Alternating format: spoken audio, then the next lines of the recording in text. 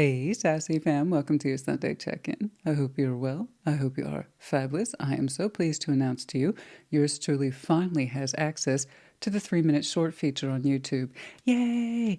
I don't know if you recall, 3-minute shorts was proposed last year, 2024. I want to say it was summer, maybe early fall. Hey, 3-minute shorts, guys.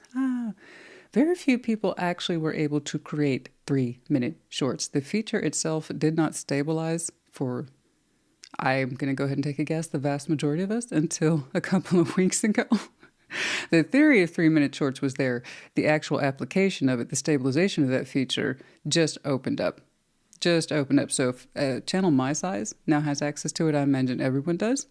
So there you go. Yours truly is no longer under the pressure. We're no longer under the pressure of cramming in a lot of information in 60 seconds. And let me tell you, honey, sometimes it's a lot to cram. That's what she said. Often. Yay! Now we can kind of exceed a little bit that 60 seconds, so there's not so much pressure there. So, yay! Expect more 3-minute shorts is my point. That's about it, guys. Other than that, no real news, other than to say happy birthday to my daughter today, Sunday. It's her birthday, and it's going to be all about Minnie, which is our tradition around here. So it's everything that she wants to do. My little Aquarius, and fits the profile. Let me tell you, she fits the Aquarian profile to a T. Perfectly. And it can be interesting. It can create for interesting dynamics as I'm fixed water and she's fixed air. So we can clash, but also a lot of respect too. I wouldn't have it any other way. It's just been such a privilege to be her mom. I couldn't have asked for a better kid. Love her to pieces. All right. But of course, absolutely happy birthday once more to my Aquarius crew and collective. What else is there to say? We're doing a general overview today, of course, or a 369, which is a 9-card baseline, which I will do some clarifiers, some advice cards, oracles, and then some charms as well.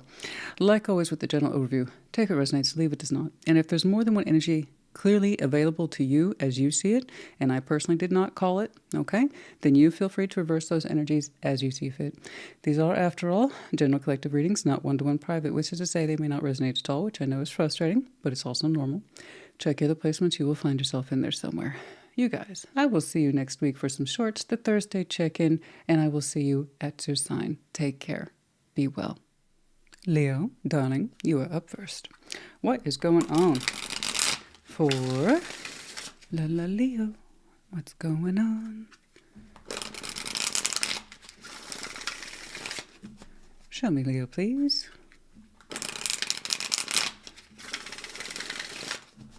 What's up?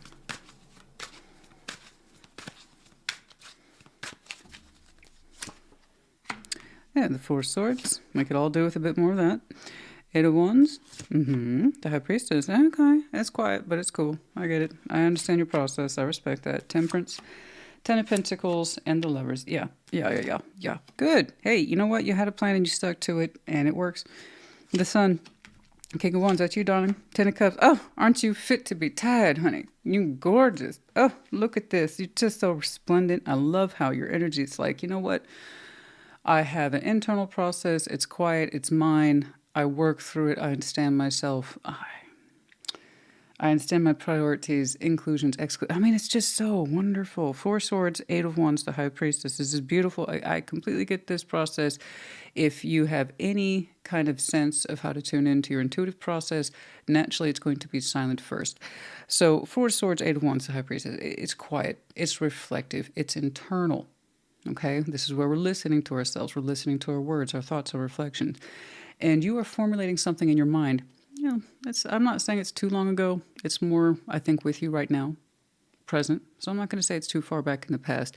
These are private thoughts that are lingering with you, and you're trying to intuitively process them. You are shaping words into your mind, and I have every reason to believe you're going to use your words eventually and speak unto them externally. But for now, you're showing me an internal process. You have words in your mind that you're carefully working through, formulating, and intuitively trying to understand if they represent you well. So what it is you have to say, I don't know. When you're ready to speak unto them, you'll know, and that's all that matters, because you'll have given them deep thought, deep reflection, deep insight. This is gorgeous. I like how you are listening to yourself logically, but also intuitively. Those are the 2 best eyes, intelligence and intuition. Okay? They should work together. They are not enemies. And between those two processes, you are crafting words that are important to you. Okay? I don't know what you'll be speaking into existence, but it works well for you. Now, Temperance, Ten of Pentacles, the Lovers. You're like, you know what? I've come a long way. Yes, you have. Gorgeous. You have come a long way. You have put a lot of good work into yourself. And again, this is over time, showing patience and compassion to yourself and everything you're connected to, apparently, Ten of Pentacles. So you really do have a long-term view or a long-term game attached to you. And the Lover is interesting here. It feels like to me, because you have such a long-term view of your life and what you expect to see in it, okay, and how it unfolds, not only do you always kind of stay on top of your primary elements that are your Ten of Pentacles, your environment, your community, your network, your resources, job, family, everything you're connected to. Not only do you have a long-term view of that, you have a long-term view of the Lovers as well. There is some really good healing going on here for you constructively in your 3D, which is gorgeous. But a Lover's construct pops up as well. It's almost like you're telling me in a very broad view, if I'm going to work on one, it's kind of like maybe I should work on the other. Maybe you're right. You look like a Leo who knows things. You look like a Leo who does things. Maybe you're right. Because you kind of see them as being intertwined. My Lover here, my strong connection, is part of my 3D world. It's part of my environment. They're part of my community. There's a good sense of I know what to focus on. I also want that connection included in it in some way. So I see you finding ways to infuse the strong connection into your everyday 3D reality. What part they will play, I don't know. That's for you to know as you go along. All right. The Lovers isn't as always straightforward as we think, but you do seem to understand their importance by proxy. And in some way you want to, like I said, enfold them into your everyday existence. It's like I'm connected to it. And if I'm this methodical and this meticulous with my life, why would I not extend the same kind of powers or consideration to a very strong connection? I want to pull it closer towards me, deepen the roots, mend with it. I don't know. But you are quite as spiritually rich, emotionally rich. And I would say stable Leo too. Beautiful elements in here. And what you do works for you. I know that. The Sun, King of Wands, Ten of Cups. My. You, darling, you. That is you. You're quite happy. More than happy. You look emotionally harmonized, which is beautiful. People dismiss the Ten of Cups, and I don't know why. It bums me out. Do you know how many people have very disruptive emotional lives with their so-called inner circle? You know, always at war, always at odds with people who are supposed to be or represent their innermost care. You look quite happy. You're really happy.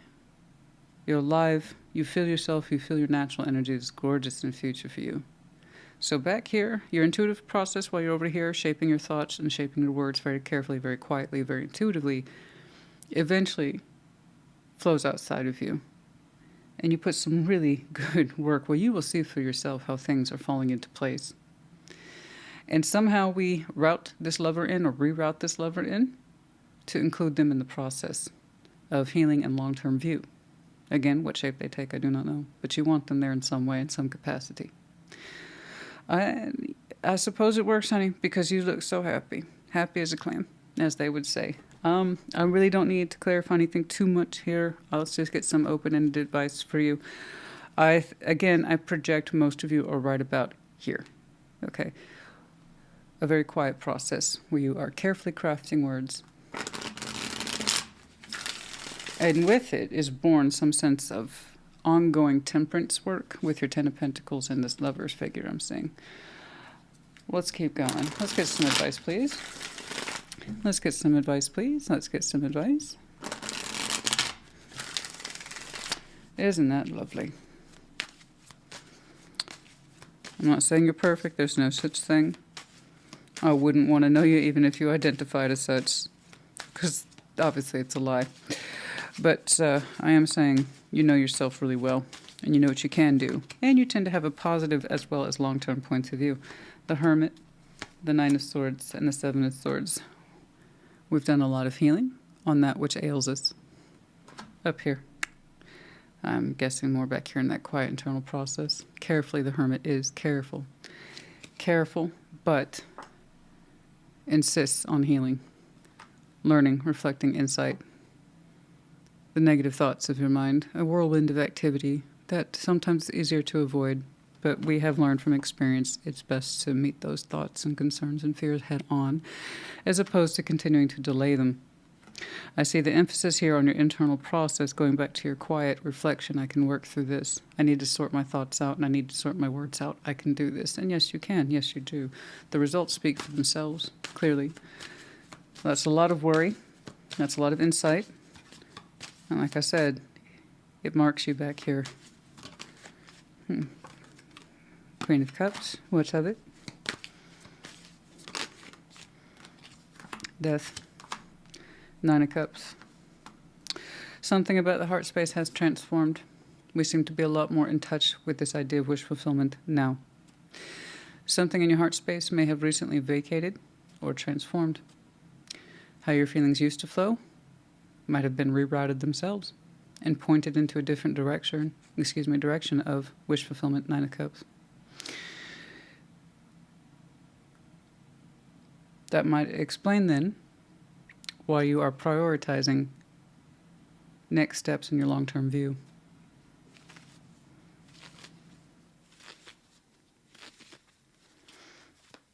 I wonder what shifted in your heart space. It left a vacancy. But that vacancy will always, at the end of the day, be preoccupied by you. Putting the focus back on yourself. What it is you will choose to focus on from this point forward. So I am sorry that something in your heart space transformed or ended painfully. But you've been working through it ever since. And you understand that at the end of the day, you are what remains. So it pays well to know thyself. Understand your goals and your focus. And so you have done. And you will continue to do so. Continue to exercise good healing towards the negative thoughts and the fears. Craft your words carefully, therefore your intentions. You release them into the world. It looks like we rope someone in. But it's a thoughtful roping in. It's not abrupt and anything like that. We want this person here in the long-term view. And guess what? You're not wrong, baby. Sun, King of Wands, Ten of Cups, like I said. Happy as a clam.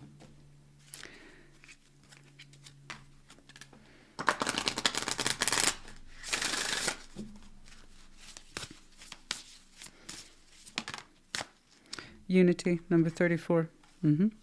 I see a unification, all right. A time of divine understanding, renewal, peace, and hope. You radiate and attract great love. Okay? I like how you showed me what you intend to do with two very strong long-term points of view. Ten of Pentacles is longevity. The lovers, the idea is we would like to attach them to that, to stabilize it, to make sure that there's a strong connection there for it's available for all the right reasons. Okay? Yes, I would call that unity. A joining of worlds, perhaps. Lovely. No, I don't think we need the moonology. What's in here, please?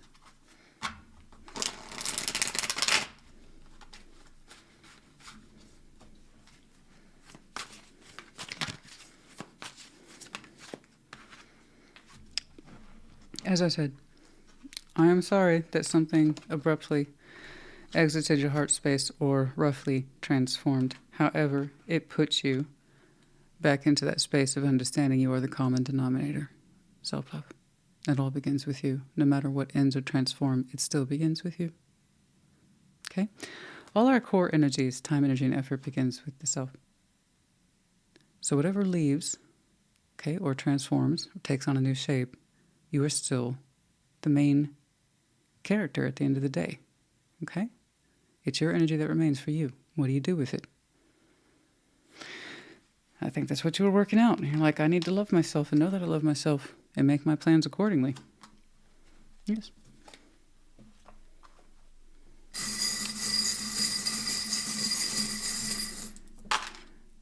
It looks like we want to include another main character, if I may be so bold. Z, T, R, S, F. We have the medallion of a child. Some of you have children.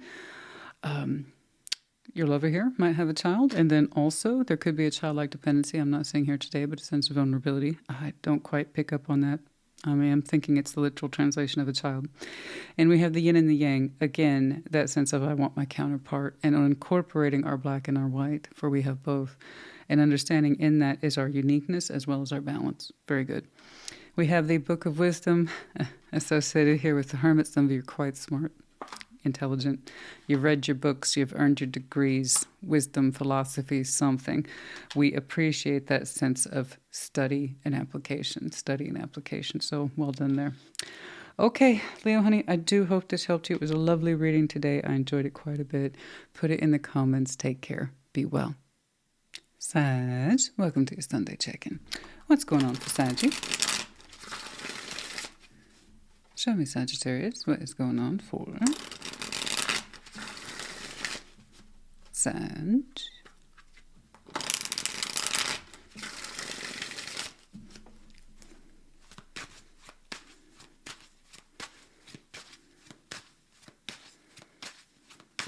What's going on? 5 of Wands. 10 of Wands, that's too much. Honey, that's way too much. That's too much. 3 of Wands, I don't like that. No, no, no. Keep on. 10 of Cups, the Knights of Wands, the Lovers as well. I say that because Leo had same card, same position, and I promise you these get shuffled up many, many times. Okay, 8 of Swords, the Knights of Swords, and the 2 of Swords. A lot of confusion here. Goodness grief, Goodness grief, you started out with a lot of grief. 5 of Wands, 10 of Wands, and the 3 of Wands. Gosh, there is something here that represents a great deal of conflict. Frankly, it pisses you off. There's a lot of anger in there, a lot of frustration. And most of it revolves around waiting. And this is why I tell people all the time, if you're going to wait, it needs to be a conscious choice, not a back burner idea. Or, this kind of, well, this is what I'm hoping for, but I don't really want to acknowledge it, so I'm going to shove it behind me and act like it's not there.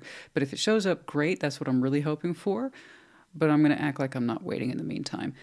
And that's what I see for you is a lot of pent-up frustration for something that didn't come through. I don't know if you ever really expected it to, but I know you hoped it would. And I don't know what it is. But it looks like an argument or a fight that was stretched out over a great period of time, possibly distance. Regardless, you kind of sat there waiting in hope that something would resolve itself, and it didn't. And it lended to the pressure of waiting. It lended more to an unseen argument. Okay, so when we wait, we have to make the conscious choice, and that's why I tell people, you have to know when something's worth waiting for. And the more you waited, the more it pissed you off, and it reinforced this argument that you were having with yourself, maybe outside of yourself as well. And then we go back to, well, just hope things will get better. And I don't know why. You would know best. Hopefully you're out of that. Okay, what your turning point is, I don't know. We're going to clarify that, because I do see a turning point for you here. 10 of Cups, the Knights of Wands, and the Lovers. Now that's a lot better. Your energy looks a lot more engaged. It looks a lot more happy. There's a proposal here for you to exercise positive energies outside of that in a completely different way. Completely different. And in fact, it proposes emotional harmony too. So it's not just sexy fun time. Okay? It could actually have an emotional imprint on you that suggests healthy, robust, inclusive. It's not stretched out from you, it's not far away, and it's not some lingering bullshit argument that you feel that you're attached to and that you're still waiting on the results from. You have the results. Nothing's changed. Those are results. They're just not the ones you were hoping for.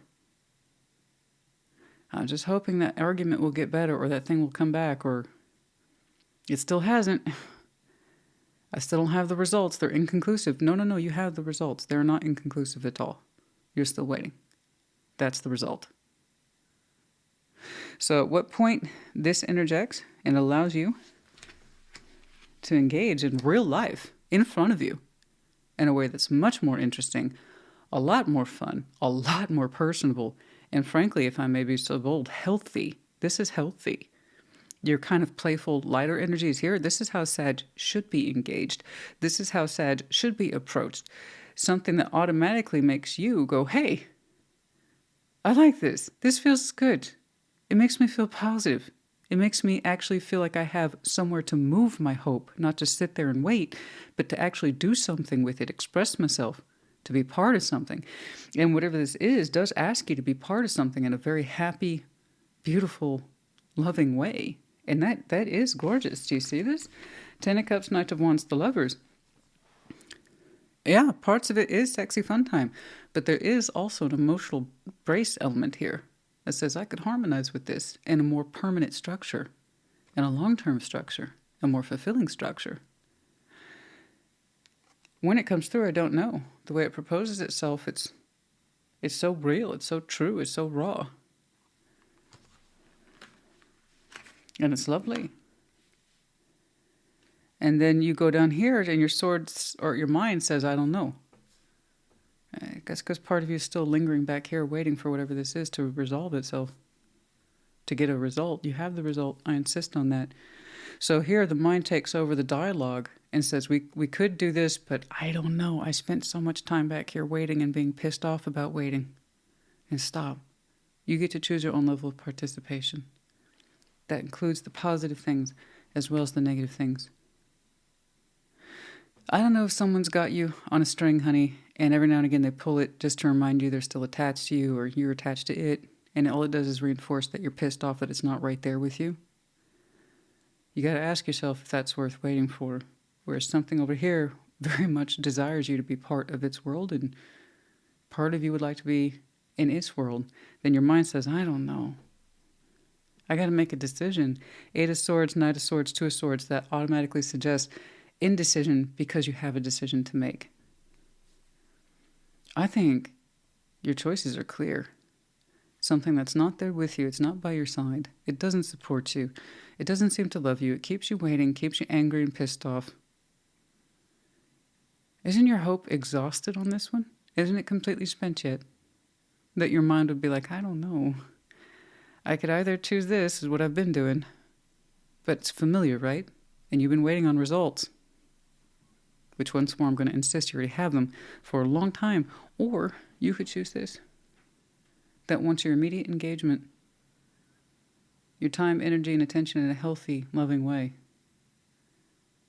And now your mind's like, I don't know. We've been hanging out here so long that your mind's confused now? I don't think there's much to be confused about. Something either wants to spend time with you and brings out the best in you and doesn't keep you hanging on, and you don't feel like you're being kept hanging on, and you don't feel like you're allowing yourself to get, or you're actually living life and loving someone and you're loving them hard, you know? So frustrating. You know, I know it's, there's, God, the way that pisses you off, but you're still attached to it and you're still looking for it, it frustrates me on your behalf. So let me tell you something about situations like this. Let's just go ahead and jump into the analogy that most people are familiar with, and it's some sort of relationship where you feel pressured to wait in some way. Distance, or for something to solidify itself or make itself known. But it says it cares about me. Then where is it? It cares about you so much. Then where is it? Why is it leaving you there on the cliff, waiting for it, angry and upset that you're still waiting on it? How much does it care about you, really? Care is not just a feeling, it's an action. If something or someone really cares about you, you wouldn't be in that situation. So care about yourself more and allow yourself to not be in that situation. Okay? They care about you so much. Where are they? And then you're over here like, I don't know what to do. I don't know which situation to choose. Yes, you do. And one way you're not miserable. I know. I hate seeing stuff like this, but I'm sorry, honey, I'm not going to feel bad for you. You have a clear point of view of A and B. You know what you're getting with A. Do you know how happy you could be with B? Or at least, I don't know, having fun, feeling better. than that. You're going to tell me you still don't know? Come on. I'm not trying to give you shit, honey. I care about you too much, unlike whatever that is that keeps you waiting. I wouldn't want you to. That's why I'm here. I don't want you to do these things. I want you to do what's right for you. What's best for you. And sometimes that means I have the unpleasant task of telling you what you don't want to hear. Still, I'd rather say it than not. The world, Seven of Swords, Ace of Swords. Yeah, we can stop hiding from this truth. We're dodging it. That's all your mind is doing. Trying to dodge the truth. We can end that particular cycle of insistence upon confusion. We don't actually know the truth of whatever this is. Okay. What it is you insist you know, Seven of Swords, suggests you don't actually know. It might be time to cycle that out. The insistence upon confusion. You're not confused at all.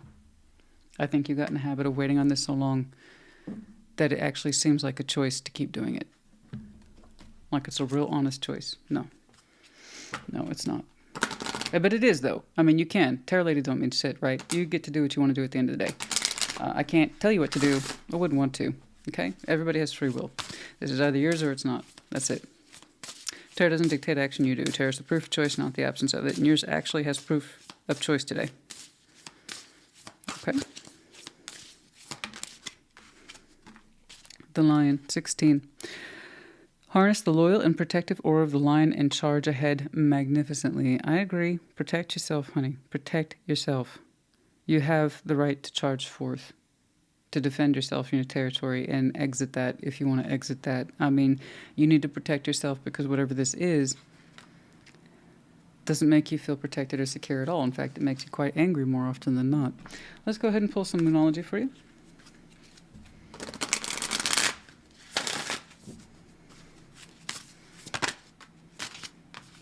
Honor your feelings, first quarter moon in Pisces. Some of you might feel stronger resolve about all this by Piscean season, which is right around the corner from where we are. Okay? And we'll go ahead and pull a couple of infinity oracles. / something else.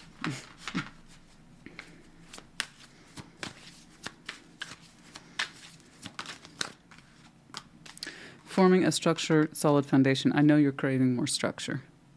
This has no structure. It's an unending festival of anger, frustration, and instability, and then waiting for more of it. We want something solid that balances, has structure, has promise. Okay? Something solid, something strong. The letter F, Q, D, and we have two medallions here, Gemini as well as Pisces. The keywords here being intelligent as well as intuitive. My two favorite eyes, as I was just discussing with Leo. Intelligent and intuition, so go hand in hand. We need to be, when you're this angry, it's hard to listen to yourself intuitively. And when you're this confused, it's hard to listen to your more intelligent self. Yeah. So let's be the line and break from this. That way you can heal yourself and hear yourself better. But yeah, and those seasons, by the way, might be very important to you. Gemini season as well as Pisces season, like I said, right around the corner. And you might have some very strong aspects in your chart as well. Okay? All right, Sag, honey, I do hope this helped you. I hope you can see what the clear winner is, but not only do you have to know that, you have to feel it for yourself too. Okay? That's all any of us can do. And even if you don't think that this is an opportunity in your life, think about it. Does that still give you allowance to wait for this? Okay. You may not know. You may not know that this is available to you until you understand how wrong this is for you. There's that too. All right? So something to think about. I hope it helped at the end of the day. Put it in the comments. Take care. Be well. Aries, welcome to your Sunday check-in. Show me. What is going on for Aries, please? Show me Aries.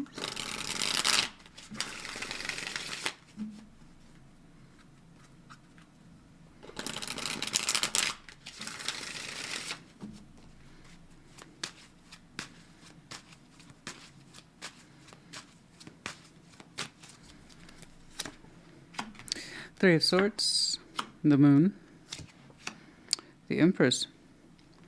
Okay. We'll talk about that. Hold on. Ace of Swords, Justice, and the Nine of Cups. The Sun, the Hermit, beautiful. Page of Cups, lovely elements in here. Okay, straight away, you showed me I'm the Empress, or identify as the Empress, but that you do have a tendency to keep some things to yourself. And that's fine. I like it when people show me empowerment as they understand it. And you're showing me as I understand myself, I am empowered, okay? I am someone who takes pride in being able to produce and put things out into the world, okay? I can stand on my own 2 feet. I know what my worth is. I know what my value is. That's it. Full stop. You're saying, however, there are some things in me that I prefer to keep quiet. And you're saying, that's my decision. That's my prerogative. And perhaps you're right. The Moon and the Three of Swords. You keep pain in your heart quiet. There's something here you don't talk about. And I don't think you go on and on about it in your everyday life. No. Obviously, it's under your moon. So I know that in that respect, you try not to dwell on it. I suppose it's better said. It doesn't occupy your mind and your heart 24/7. It's almost like a secret pain. And by that I mean it's an active secret. You're aware of it, but like I said, you don't go on and on about it. You take some private pain to a private place. It's almost like you're saying, this hurt me privately and it's going to stay that way. Okay? You say, nevertheless, my job as the Empress is to keep functioning, to keep on keeping on. Ace of Swords, Justice, Nine of Cups. You're saying you're going out of your way to create karmic balance for yourself, justice for yourself, as by your wish or per your wish, Nine of Cups.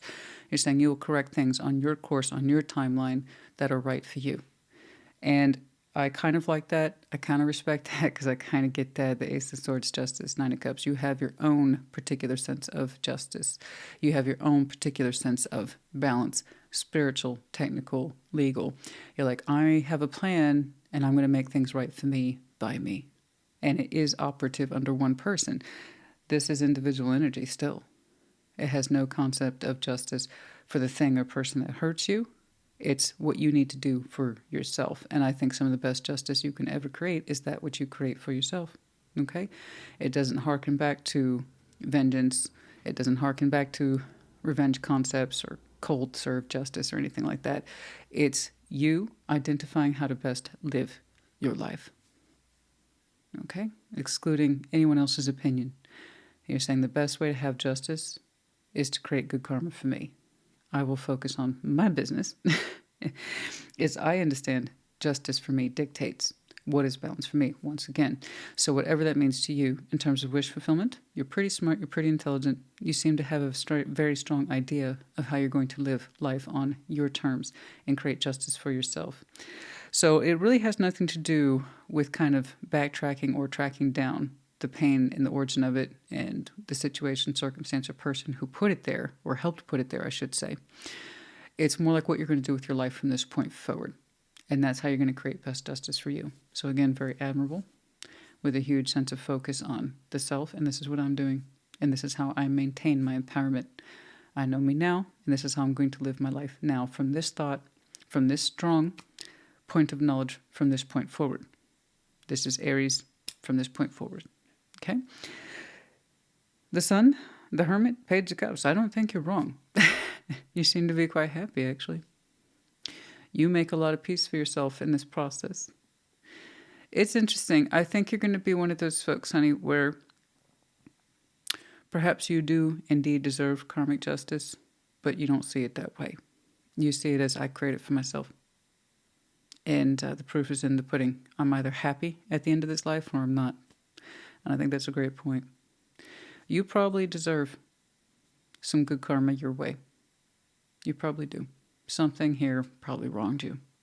But instead of you clinging on to that thought or that theory and making your whole world about it and insisting you deserve justice and you insisting on all your wrongs be righted by XYZ, you said, I'll do it myself. Thank you. I'll do it myself. Because there's something in here I can't rely on that, right? And you're right, you can't. Don't get me wrong, I do believe in karma, but that doesn't mean we're informed about it if we're the injured party. Everything comes back to us. That includes the people who did wrong to you, or the situation or circumstance. But again, you may never know. So those people who cling to the theory of, I need to stay here in this anger and resentment and bitterness because it's what's owed me, they tend to stay there. And in so doing, impose their own kind of karma on themselves because they refuse to learn, to move on, or to do better for themselves. You know? And you're like, that's not going to be me. I've learned what I needed to learn. I have a strong truth. I'll focus on my own balance and my own karma. Thank you very much. I paid my tab. So I grant you there are some things you keep to yourself, but the point is that you've made use of it. It's good. The Sun, the Hermit, Page of Cups, like I said, I don't think you're wrong. I see you creating happiness for yourself that will extend far out into the future, as the Hermit would suggest. And your heart space is much better for it. Okay. Happy, wise, and a little more open to life on your terms. You know, I know it's terribly vague, but that's okay. This by far was the most interesting piece. Do I see people hide behind pain all the time? Absolutely. And then they self-sabotage themselves to death with it. Well, not that extreme, but you know what I mean. They self-sabotage because it's just, I can't deal with that pain. I can't admit that I love them. I can't admit that I did wrong. I can't admit, I can't. And thus we create our own karma. We relive it in some way, or it's perpetuated back to us. You're like, I'm aware of those things. I know where the Three of Swords came from. So while it might be private pain to me, I'm going to do something with it. So you still learn from it, my dear. You still learn from it with that Ace of Swords and Justice. You're like, I create my own karma here. From this point forward, I'm going to be a wiser, more intended, more socially or karmic-minded Aries. That's what I'm going to do. All right. I would like... I'm going to try to focus in on that Moon and Three of Swords just a little bit more. I think because your advice is so self-determined, I don't think we need advice for you because you've sorted it out for you. I'm not saying it's perfect. I'm not saying it didn't take you a lot of ass-kicking to get there. No, you arrived to that conclusion in such a solid way. You created your own advice on thoughtfulness, strong spirit, wisdom, okay? And the willingness to still love yourself no matter what, which is beautiful. So no, I don't think you need the advice. I would like to know a little bit more about what it is you try to keep behind you, okay?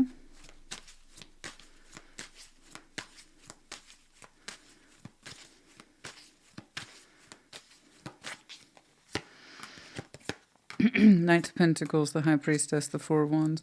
There was something in here that you intuitively, honestly, intuitively felt was headed in the direction of a relationship. It was slow. Very slow. Perhaps you didn't recognize it at first. But intuitively, you understood some sort of relationship existed for you. And it might have been too subtle. You may not know exactly what it was until it started hurting you. You were on some sort of relationship road with somebody. You didn't quite know what your feelings were until you were hurt by it. That relationship is really hard for you to define.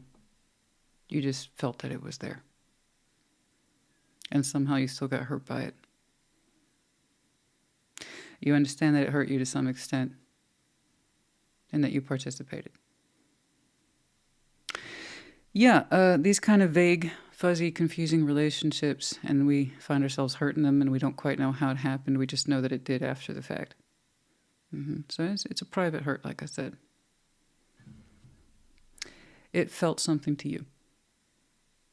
What it meant in terms of 3D, physical reality, labels and such, who knows? But it felt like something to you, that you were part of it, and you may not have known how much you felt towards it until it hurt. An unspoken sort of relationship or bond you had with somebody.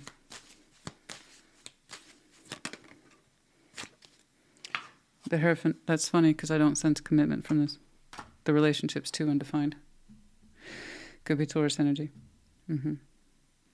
But your higher self in some way with the High Priestess there, your higher self, your spiritual self felt deeply connected to this. It's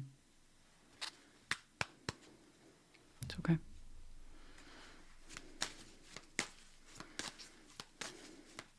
Could have some strong Taurus in your chart. We've got Virgo here as well, Libra. It's interesting, such strong spiritual concepts in there.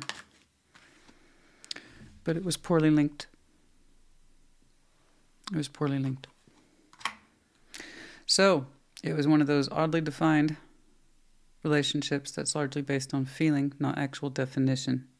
Two people were strongly connected to it, but they still hurt each other. It was a poorly construct. It was a poorly designed construct with the devil there. Could have been emotional dependency, attraction dependency, who knows. But hurt is hurt is hurt. It ran pretty deep. But like I said, it's private to you. This is simply confirmation. I'm not trying to spill your guts, honey. It's just confirmation. That way this Aries would understand if it's for them or not. Point is that you learned what you needed to learn. You say justice. And what I make of it from this point forward, that's on me.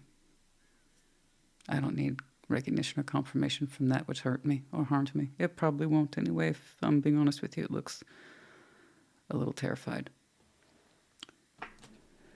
I don't think something like this would speak up for itself anyway. And I think you know that.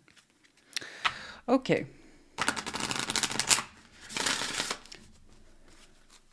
It's deeply attached, but it's also simultaneously very scared of the connection. I don't think it's going to acknowledge that it hurts you. That's okay. You already know that. Where do you think your focus came from?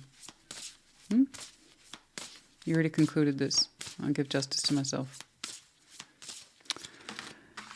Okay. Like I said, you're looking for the sun these days and in the future. 30, open your heart to the enormous growth ahead. And so I see that for you. You have so much growth potential, so much sun, so much opportunity for warmth, happiness, sunshine, all that good stuff. Why? Because you were honest with yourself. You worked your crap out. You know? Decided to make things right for you. Because that situation wasn't gonna. It wasn't gonna own its part, honey. I think you know that. I know you do. You felt it. Reveal what needs to be seen last quarter moon in Scorpio, so you have done. You really got confrontational with the dark side, if you will. So you have some very interesting Scorpio in your chart. First quarter moon in Aries, a step into your power, and so you have done, and you will continue to do so. Very good.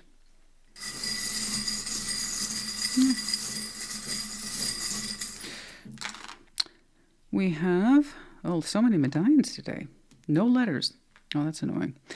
We have the medallions of Gemini, Virgo, Cancer, and Aquarius. Keywords here being intelligent, friendly, and practical. You might have any of these strong signs in your chart. Could be connected to, or their seasons might be important to you. We have the mask off. You took your mask off. Or the idea of someone's always hiding or won't take their mask off. I don't know.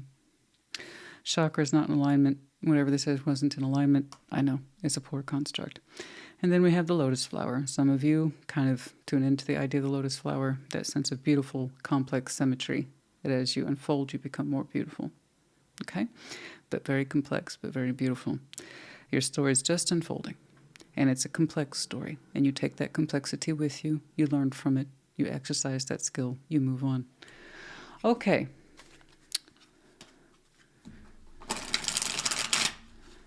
I do think I want to get a couple from this guy.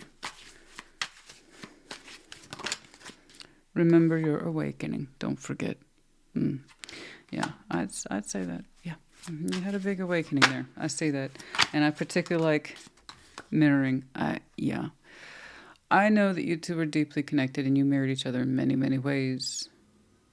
The intuitive process, understanding without words that there was something going on between you two, some sort of relationship structure. You both felt it. You both mirrored it. But one of you's, it wasn't you, is chained in fear. You decided to process your stuff internally and make it work for you. And thus you gave yourself peace and karma. Good karma. I balanced my shit out. I learned what I needed to learn. And it shows. But in many ways, you two mirror each other. Okay? But you know that. Why else do you think you were attracted to it in that undercurrent? All right. Just remember your awakening, though. Okay? Abundance is near. Oh, I see that. Yes. Sunshiny days in your particular forecast. Let it bloom. Aries, honey, I hope this helped you. Put it in the comments. Take care. Be well. Aquarius, welcome to your Sunday check-in. And once more, happy birthday. What's going on? Let's see, Aquarius, please. What's going on?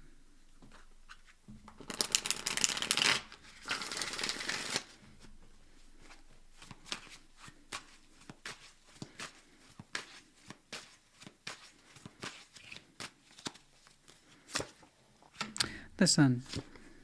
Oh, the Chariot. The Three of Wands. Okay. All right. Ten of Swords, the Four of Swords, and the Queen of Pentacles. Yeah, okay. All right, that makes a little more sense then. The Knights of Cups, the Hermit, and the Six of Wands. Yeah. Good job. Good job. So you opened up with the Sun, the Chariot, the Three of Wands. It's good. You're showing me, I think I'm done waiting. I'm happy. I'm happy to see that. What I like, though, is that you're not showing me anger around the issue. You're showing me positivity about deciding to move on with your life or move forward, or that it's time, because you would still hope for things for yourself, good things. So if you really want positive hope for yourself, that means we no longer allow ourselves to sit and wait. We activate life. We engage with life. We start making decisions that say, I'm here, I'm present, see me, experience me. And sometimes these things are quite small. Sometimes these things are quite large. All I know is that your spirit around the concept is quite large. Happily so, warmly so. You decided, the Chariot, to move things along with your life, and that you've waited long enough. The spirit is now. Your feeling is now. It really is a kind of spirit of saying, I want to get on with my life. But it's done so in a way that's happy, not bitter and jaded and cynical. Big difference there. And I guess I'll just get to move on with my life versus, I think it's time I got to move on with my life. And you're kind of smiling when you say it. That's the Aquarius I'm looking at. And what are you moving on from? Ten of Swords, Four of Swords, Queen of Pentacles. You've done your due diligence, okay, in terms of healing over a difficult subject. And you went about it in a very practical point of view. Some of you, quite bluntly, have been homebodies for a minute. And that's fine. That's really normal. The Queen of Pentacles and the Four of Swords. This is someone who contemplates, rests, reflects, and heals from a kind of sanctuary that we would call home. So yeah, a bit of a homebody. But where else can you best heal in peace and quiet? And you've been doing quite the job of it. You were very thorough. You took your time. And you got very comfortable in your space. And now you're like, I think I'm done. I think I'm done. And you might be right. But yeah, whatever that Ten of Swords represents to you, it represents pain, possibly an ending. I don't know. You're showing me that you are well kind of beyond sitting with it and working with it and reflecting on it. That indeed, it's time for you to get a move on with your life. And you're feeling it. That's how you opened up with. And then you showed me what it is you're trying to move on from, because you're done with it now. It's like I can gently put that away. I've done my time healing, and I was as practical and constructive with it as I could be. Let's go. Let's make good on this feeling. And it's a good feeling, it's a strong feeling, it's a clean feeling, and it's a healthy feeling. And I like this. Knights of Cups, the Hermit, the Six of Wands. Yeah, I mean, your heart wants to open up again in some way that's softer, romantically inclined, possibly. But the idea here is vulnerability, the willingness to open up and express oneself. And this is done based on the sense of, once more, I feel competent, that I'm ready with the Hermit. I've done my time healing based on experience, which you're showing me a heavy reflection of. Some of you really honor the principles of healing and putting them into practice, not just keeping them hanging back in theory, but it's time to practice what we've learned. And you've learned a lot about yourself, particularly about how to be gentler with yourself, to be kinder, maybe a little bit calmer on your path in love. But the point is that you're going to take it easy with your heart. You still want it to move forward. You still want to express yourself in some way that's, like I said, softer and open. And you're doing so in future with confidence. Six of Wands. Okay? It's like a nice little glow. It's like a nice little glow for you right there at the end. It's like, yeah, I'm doing it. I'm putting it into practice. And like I said, you got a little aura around you while you're out there. You're going to be that person that's like, you know what, Aquarius, you're doing something different, honey. You got to glow. And that's what people are going to see in you and sense in you and feel in you. That you're ready and you're open and that you're healed. And you kind of just want to put yourself back out there. Be seen. Be visible. We've been quiet back here. We've been very much at home. You're going to get recognition in future. People are just going to look at you and they're going to comment. They're going to be able to help themselves. You're just going to have that lovely, calm, glowing disposition, I suppose. But it's based on a lot of good work. You will be seen. You're going to get some attention. Okay? You're going to get some looks. And if you're looking to open your heart space, yeah, it's just a matter of time then before somebody meets you in that space too, which is lovely. I'd like to ask what the heck it is you're recovering from. Where you went through your hermit phase here, but, and I mean that in a very real sense, like there's a hermit here. For some of you, this Ten of Swords represents a sickness and or illness, and that would explain the homebody energy, and that's why it explains the pain. Ten of Swords isn't necessarily guaranteeing an ending. I'd have to see a lot more surrounding cards, but it could have been, yeah. Okay, yeah, the Tower, the Hierophant. Something about your core beliefs got challenged or changed radically. There could be a commitment here that abruptly, and I mean abruptly, unexpectedly blew up. That's a very loose translation. That's for some of you. The other one is that you had a core belief about yourself challenged. So here we have a core belief, which is the Hierophant. This is our agenda. This is our particular rule book that we say we stand by. That's the commitment energy. The Tower suggests not anymore. So you either had a radical change in beliefs that made you feel compelled to stay at home, where you could be quiet and think and contemplate. Or for others of you, there might have been a radical change in a commitment factor here. Okay? All right. That is simply confirmation at this point. Can we get some advice, please? In an open-ended sort of way? Okay. King of Swords, that's you. Seven of Pentacles. Mind your growth. Be steady. Be consistent. Don't let it stagnate. Know the difference between taking a break, taking a rest, and stagnation. When people often take breaks or rests, they can often fall into that terrain of stagnation. So if you have a pathway that's important to you, put your focus back on it as well. Make sure it continues to grow, and that way it's there for you, and it will continue to be so. Okay? In the High Priestess, and listen to yourself intuitively. You'll be okay. Somewhere between what you know about yourself, your pathway, what it is you should focus on or get back to, and what you feel intuitively, you're going to be okay. All right? And I think for some of you, that's just where you are and where you have been in this place of recovery. This is what I know to be true. This is what I feel to be true. And this is what I can see in my reality. And this is going to gain my attention. So you may not identify as someone in the future whose heart space is softened and is open. And you're even glowing a little bit. But I promise you, people are going to let you know. You're probably thinking, this is me and this is all anyone can expect of me right now. This is all I expect for myself. Yeah. But in future, you might be surprised by how people perceive you. Okay, not that I'm saying you're looking for validation. I'm saying people are going to give you that. Probably because you're not looking for it. It's just going to be true for you. All right, what's up?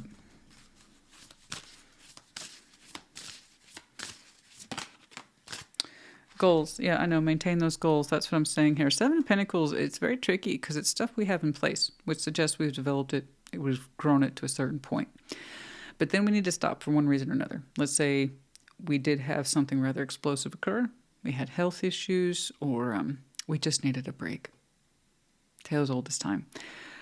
Nonetheless, we need to get back to it, turn our attention back on it so it can go back to being an 8, a 9, or maybe even prosper to a 10. So, for those of you, your pathway work, it's time to get back on that and focus on it. Yeah? Number 13, your goals. Be mindful of your goals.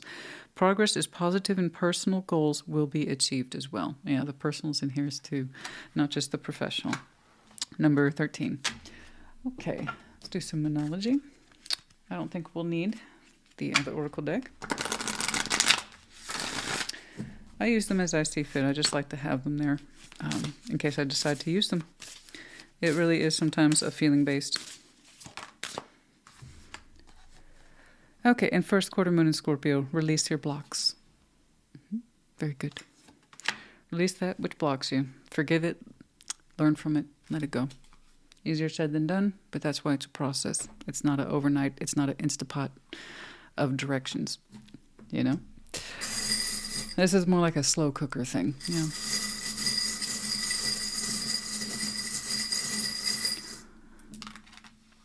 I like how people approach tarot. Actually, no, I don't. I'm saying that ironically. It's like, I want the most straightforward directions with the least amount of work. I don't think we're well suited to tarot. That would just be my professional opinion. We have the letters E, V, W, H, M, J, and then we have a little star. That's you. You might have what seems like very modest wishes or goals for yourself, but nonetheless, they represent who you are. Okay? So you go on then. You reach for those goals. You reach for those stars. And then you have the military dog tag here that says, keyword being protected. You are. Proceed. All right? Aquarius, honey, I do hope this helped you. Put in the comments. Take care. Be well. Gemini, welcome to your Sunday check-in. What's going on for Gemini? Show me Gemini, please.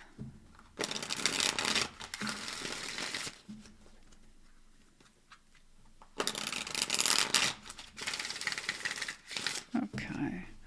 What's going on? Four of Cups. The Tower. Eight of Cups. Okay. Nine of Wands. The Seven of Swords. And the Star. Okay. Yeah. Six of Wands, Six of Pentacles, and the Hanged Man. Well, I'm glad that... Okay, so this is going to be one of those readings, guys, where you're going to... the people who have a negative mindset or they're not familiar with my work, they're going to say, why are you picking on me? Why are you picking on Gemini?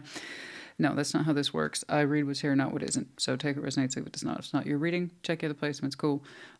This one, what I'm seeing here, have we all done something like this? Yeah, most likely you're a human being. There's a good chance we have.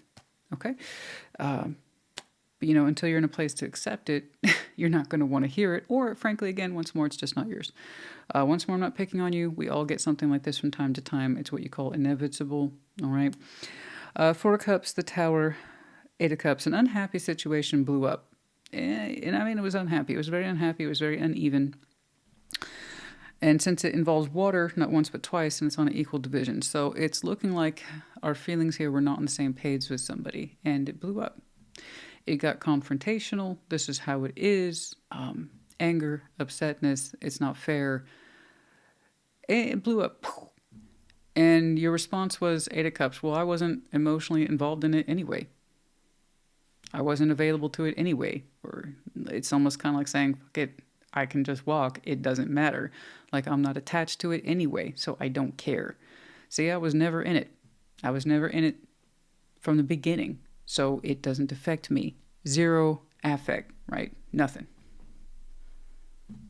Water off a duck's back is what you're telling me. That's just not true. The Tower suggests in order for it to have that level of impact on you, you had to have been in it in some way. But your outside suggests, no, not at all. If that was true, if it really had zero effect on you, the Tower wouldn't be there. In some way it affected you. Okay, in some way it was confrontational. And in some way it was extremely unpleasant and uncomfortable. What you did was turn around and reassure yourself, but I wasn't in it, so I'm fine.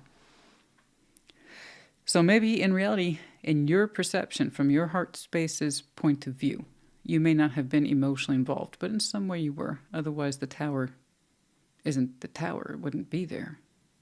It would be like a Page of Swords, maybe. My God, it doesn't mean shit to me. So, you see what I'm saying? Yeah. Nine of Wands, Seven of Swords, the Star. It's like, now you're telling yourself it didn't mean anything to me. And now you're lying to me. You're lying to yourself. You know? And you're adamant about it too. Nine of Wands, that's adamant. We're fighting that fight. Seven of Swords, it didn't mean nothing to me. It wasn't a star. It wasn't a hope. It wasn't desire. I didn't wish upon a star. I didn't wish for that. Fuck that. Fuck this. Remember, point number one, I wasn't emotionally involved. But you were. Because here's the thing. Once more, not only, if that were true, I wouldn't have seen the Tower. Two, you wouldn't have to deny it. You wouldn't have to deny it.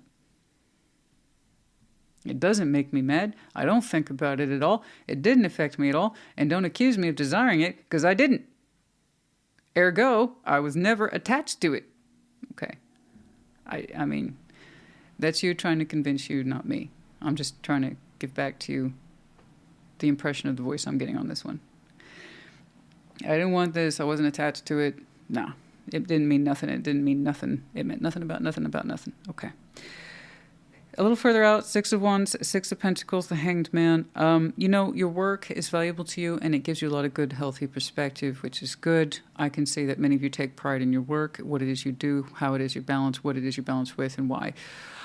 This gives you a lot of good perspective about yourself. It seems like you are someone who gets a lot of value from what it is you're able to accomplish, goal-wise, monetary-wise, work-wise, contract-wise, something like that. And this is going to give you some perspective. Particularly your emphasis here is that you feel confident about things that are balanced. And if that's true, and for the Gemini it is, there's something in here for you then, that the kind of balances where you experience success. And you can see it. You can see it for yourself in your everyday 3D. That sense of what is balanced emotionally. Perhaps think of this from that point of view. That might help. In some way, we're attached to this. And balancing, not so much perhaps with whatever that situation was, but with yourself first and foremost, that will help you make a little more sense of this. Because if you really weren't involved in this, if you really weren't anchored to it, you really wouldn't have to lie to yourself about it. It really would be something you could walk away from and never got tangled up with to begin with, if you really didn't give a damn. If it really meant nothing to you, I wouldn't be seeing such, well, like I said, denial about it, you know? Okay, let's get some advice for you. Once more. I always feel like I got to reassure people. I'm not picking on you. I read what's here, you know? I love all my collectives. And life, you know, real tarot is real life. That's my motto. So when we do real energies, I'm looking at real people who've done some real shit. That means they've participated in it. They weren't just recipients of it, right? And that's what I saw for you today. It gets real sometimes. That's all. That's all this is. Let's get some advice, please. Let's get some advice, please.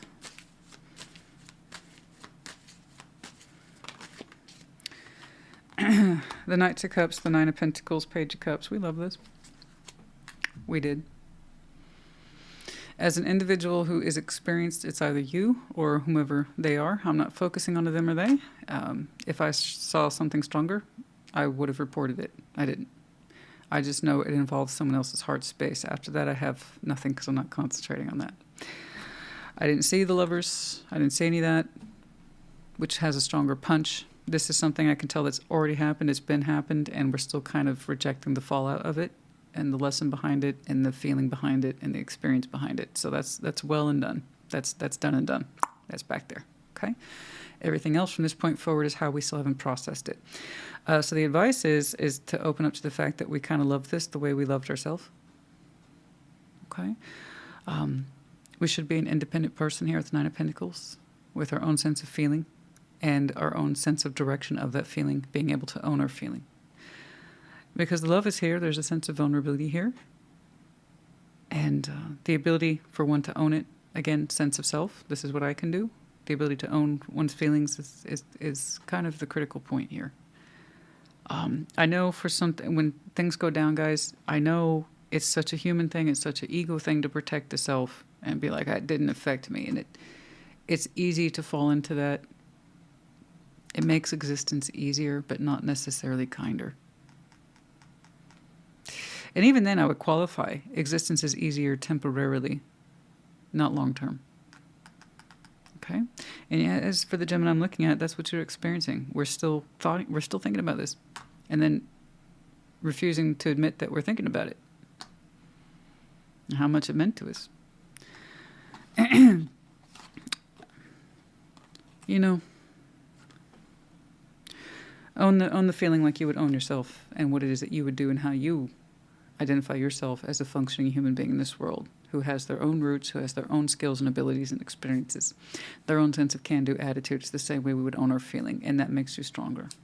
more empowered, not less. Okay? That's it. That's all.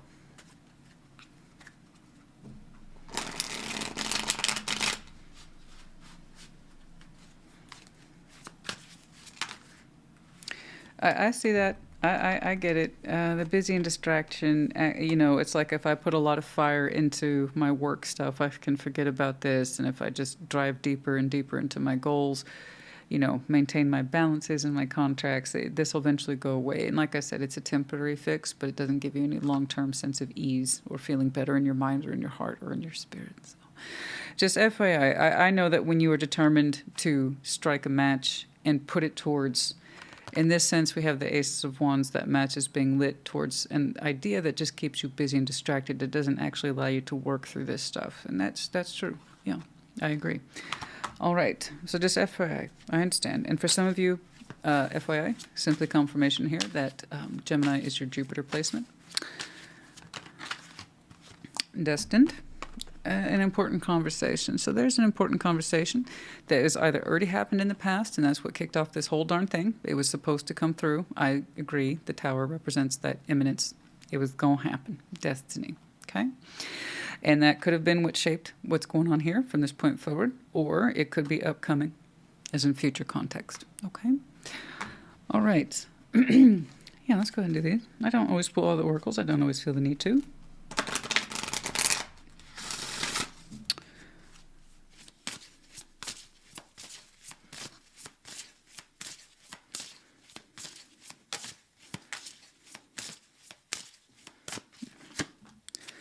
Abundance, 1. Lucky times are ahead of you, along with good news, success, and prosperity. I know that's what your focus has been, and that's a real and valid focus. Okay? I live in the real world too. I have goals too. But is it getting the best of you? You know? Is it getting the best of your energy and your concentration, your manifestation efforts when something like this is still lingering? I want you to have that abundance. Okay? So let's use that good fire here for more than just a tool to be busy and distracted. All right? You're worth more than that. What it is that you do, your occupation is worth more than that. I want this to have all the best of your attention, and I want you to process it, work through it, and get it off of you. Get it out of your mind, and get it out of your spirit and out of your heart completely and effectively. Okay? Otherwise, some of you are always just going to use, now it might make you successful, I'll give you that. You know, otherwise you're always going to use work and career goals as a form of distraction. Okay?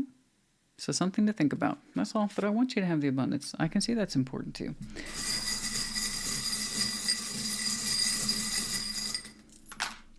We have one letter, X. We have the butterfly, sign of transformation. That's interesting. Yeah, no, I mean, the ability to transform is here. That's why the tower's there. It was time for change. But if we refuse to accept the lessons of the tower, then change doesn't happen. Okay? But no, you still have the opportunity to transform. It's never too late, of course. And then we have the spider in reverse. You know, there's something here that's, we no longer put a web around. We no longer try to weave it into our life. You know, the spider is actually a very healthy thing about bringing things together in terms of community and family. Okay, it's not just about entrapment and fear.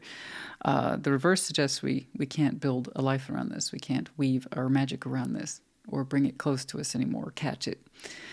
And that's okay. It probably wasn't supposed to stay. All right?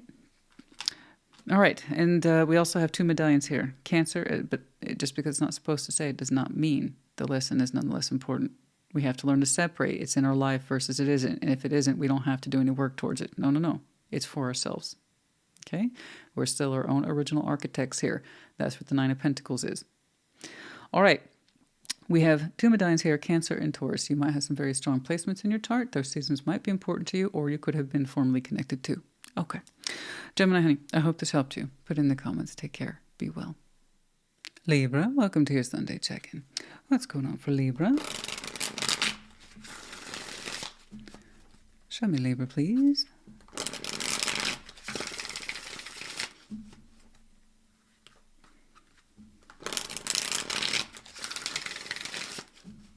All right.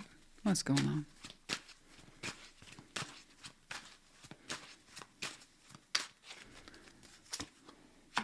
Ace of Wands, the Chariot, and the 9 of Wands. Not quite yet. I think you're working on it, though. I hope so. It's some good energy there. I don't want it to go to waste. Three of Swords, the High Priestess, and the Nine of Pentacles. Okay. All right. Queen of Swords, Page of Cups, and the Nine of Swords. You know, so your energy is building towards something positive, and then your mind kind of pulls it back, which suggests you still have more work to do, and that's okay. That's what it is to be alive. The kind of sense of readiness that I'm seeing here for you today suggests work. And that's like I said, that's just life sometimes. So we have the Ace of Wands, the Chariot, and the Nine of Wands. You're like, hold up. Yeah, I got blasted with good feeling. Yeah, I want to open up. Yeah, I want a new beginning. Yeah, I want new sources of inspiration, creativity, and passion. Just not right now. Hold your horses, Chief. Just back it up. We're not going anywhere right now. So you have a lot of emotional punch in you. Let's do this thing. And you're like, hold on. Nine of Wands. Now, why you put the wall up, and that's self-imposed wall right there, that's you. That's you blocking your emotion, all right? Hold on. Yeah, you're feeling all that, but not on my watch, not right now. We're not moving forward on anything yet, okay? And then Libra's like, when then? I don't know, just not right now. Okay, but can you give me an idea of when we'll be allowed to make use of this energy? The Tarot Lady says I might lose it. I don't know. I don't report to that. You know what? I'm just saying we're not doing anything right now. So, okay. Three of Swords, the High Priestess, Nine of Pentacles. Some of you had fear strike into your heart about a kind of thing of being independent. How dare I? How dare I feel like I could do this on my own? How dare I feel like I could do my own thing? How dare I feel I could be my own man or my own woman or my own Libra? No, that's crazy talk. So that's Three of Swords. That's internal fear, honey. Your fear of not reaching the goal, fear of not allowing yourself to do what you want to do, fear of you losing the feeling, that drive I was talking about. Because in this kind of instance, it's like if I don't use it, I might lose it. You might lose that punch. You might lose that sense of forward momentum if you keep blocking yourself. Yes, because eventually what's the block for, guys? Talking yourself out of things, prohibiting your own movement. And why? There is a strong fear in here, some of you, that how dare I think I could do this on my own, stand on my own 2 feet, do my own thing, build my own garden. The Nine of Pentacles, strong sense of self and individuation, ownership of the self, one's experiences, and one's frankly can-do attitude.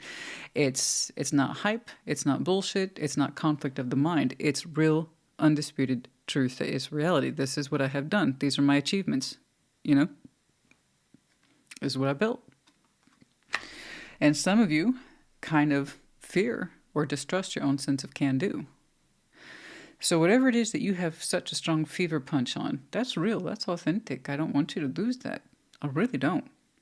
What stops you is this fear in your heart that says, I'm not listening to myself. That's crazy talk. I can't do this. What makes me think I can do this? I don't know. Where'd the feeling come from? The feeling was real, natural, and raw. You know? You have some sort of experience in there, and then you act like you don't. You talk yourself out of it. Like, I can't do that. What gives me the idea? It wasn't the idea, honey. It was the feeling. Your mind's talking you out of it. There it is again in the future. You still haven't made up your mind.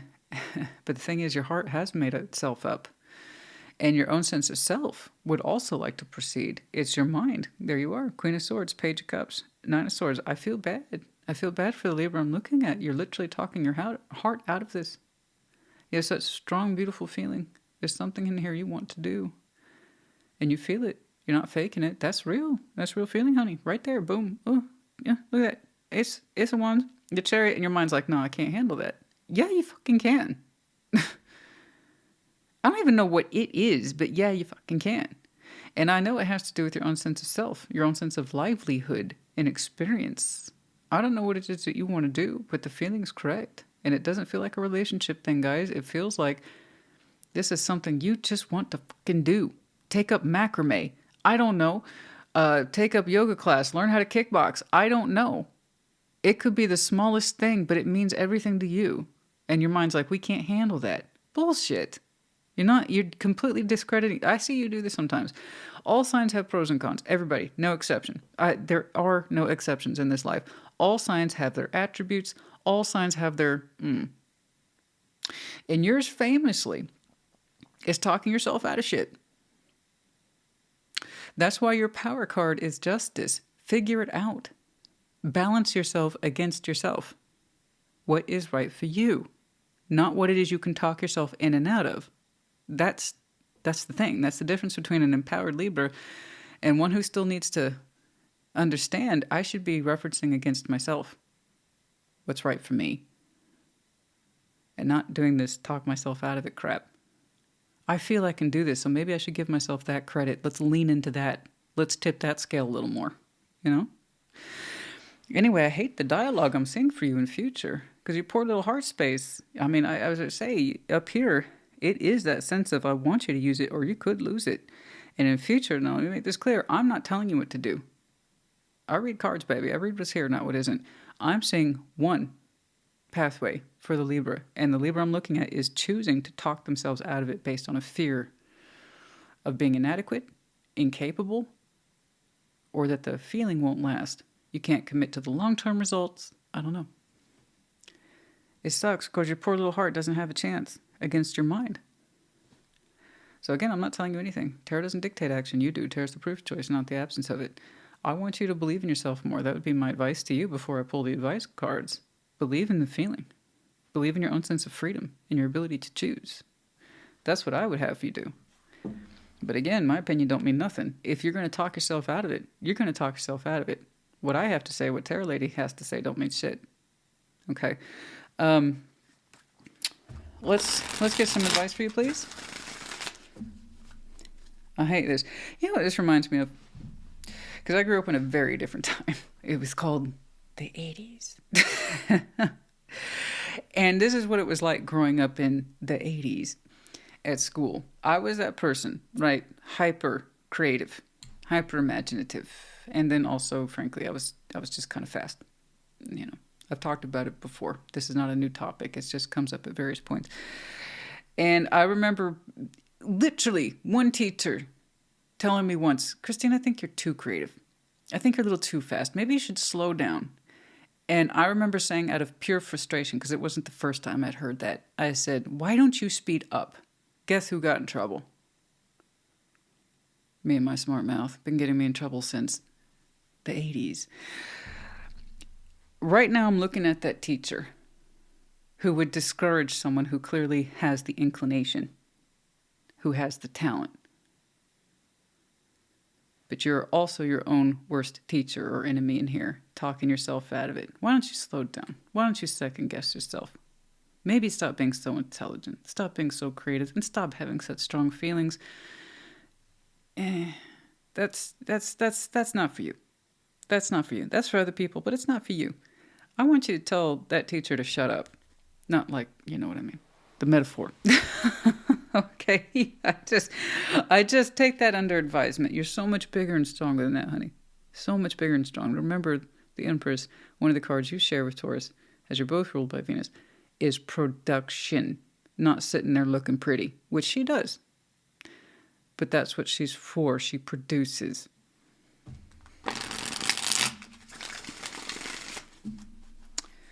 Yeah. Oh, yeah. Me and my big mouth. It's not my big mouth, honey. It's my smart mouth. You know, I was actually a very quiet kid. Very quiet. But sometimes when I spoke, well, let me put it this way. It was always too much. It was always too much. I remember that too. One of my favorite teachers, right? One of the reasons why writing was one of my favorite subjects is she's like, when you don't speak much, but when you do, you say the right things. And I also learned that from other people's point of view, the right things is subjective. Not everybody wants to hear that. Point is, you got a skill, honey. Lean into it. Learn to develop it. Don't be afraid of it. Do something. I don't know what it is that you want to do. But don't disservice yourself by talking yourself out of it either. That sucks. That's no good. And then you'll be mad at yourself in the future. I should have done this 5, 10, 15, 20 years ago. You don't want that shit either. Trust me, there's consequences. There are consequences no matter what you do. So you might as well do what's right for you, yeah? 2 of Cups, the 5 of Pentacles, the 2 of Swords. You don't think you'll get any support or that it won't be appreciated. There's something here about external validation. Now, some of you might have had to separate from stuff that meant a lot to you in the past. Well, that's the past, and that's not today. Okay? A lot of you get held up on, well, other people like it, care about it, believe in it, or support it. You need to start with you. That's what I mean by everything begins with the self. If you can't support yourself first, if you can't believe in what it is you want to do first, other people aren't going to anyway.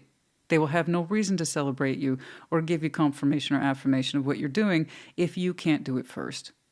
So you prove to yourself that you can start this. Don't look at others. Verify, please, that this is a good thing. Tell me it's going to work out. Tell me you believe in me. You believe in you first. And other people, when they see your sincerity, when other people see what you're doing and you're getting results, Libra, you're doing that thing, and that's awesome. You've been doing kickboxing for how long now? 6 months? I don't recognize you. Not to mention the fact you could kick my ass. Where did all this come from? That's what I'm talking about. You give yourself the validation first, honey. All right, that's enough. I'm off my soapbox. I know I do carry on. I get impassioned, honey. You don't want a tarot reader who is just like, and this, and this, and this, and that too. P.S. You're going to have a shitty Wednesday. What? You don't want that. You don't want that. No. You want someone talking to you who cares, you know? A little self-care, and I don't mean spa day. I mean the good stuff. Believe in yourself. Invest in you. Care about yourself. Care about how you feel. Care about how you're making yourself feel. That's real self-care. I don't think you care enough about how you make yourself feel. You undermine your own sense of feeling and direction. Come on now. Do better. Be better. Want more for yourself. Believe in yourself, honey. Okay? Winter. I want you guys in your winter, respectively, if you're in the Northern Hemisphere, use this time. I really want you to hunker down and ask yourself what's important to you. Looking for validation so you can begin whatever this is and get reassurance when you know that's a broken deal. That's a bum deal. Don't do that. Don't do that. Look to yourself first. Okay? Over this winter period, it's an intense one. The snowflake winter period now, if you're in the Northern Hemisphere. Now's the time to really concentrate on yourself and what it is that you want to see from yourself. Put expectations on yourself. You don't have to tell anybody. You don't need external validation. Put expectations that are manageable, small ones, on you first. And you ain't got to say nothing to nobody. You will either quietly meet those expectations or you won't. But take yourself seriously. Use this winter to your advantage. Time to transform. J, P, and Q. All right, Libra honey, I do hope this helped you. I apologize for the lecture. I just want you to know what you're experiencing is normal, but that doesn't mean it's fair. It's not fair to you. Remember that. That's a form of self-care. All right. It's like a really shitty Charlie Brown's teacher. Wah, wah, wah, wah, wah. Okay? Don't do that. All right, Libra honey, like I said, I hope this helped. Take care. Be well. Taurus, welcome to your Sunday check-in. What's going on, please, for Taurus? Show me Taurus, please. What's going on for Taurus?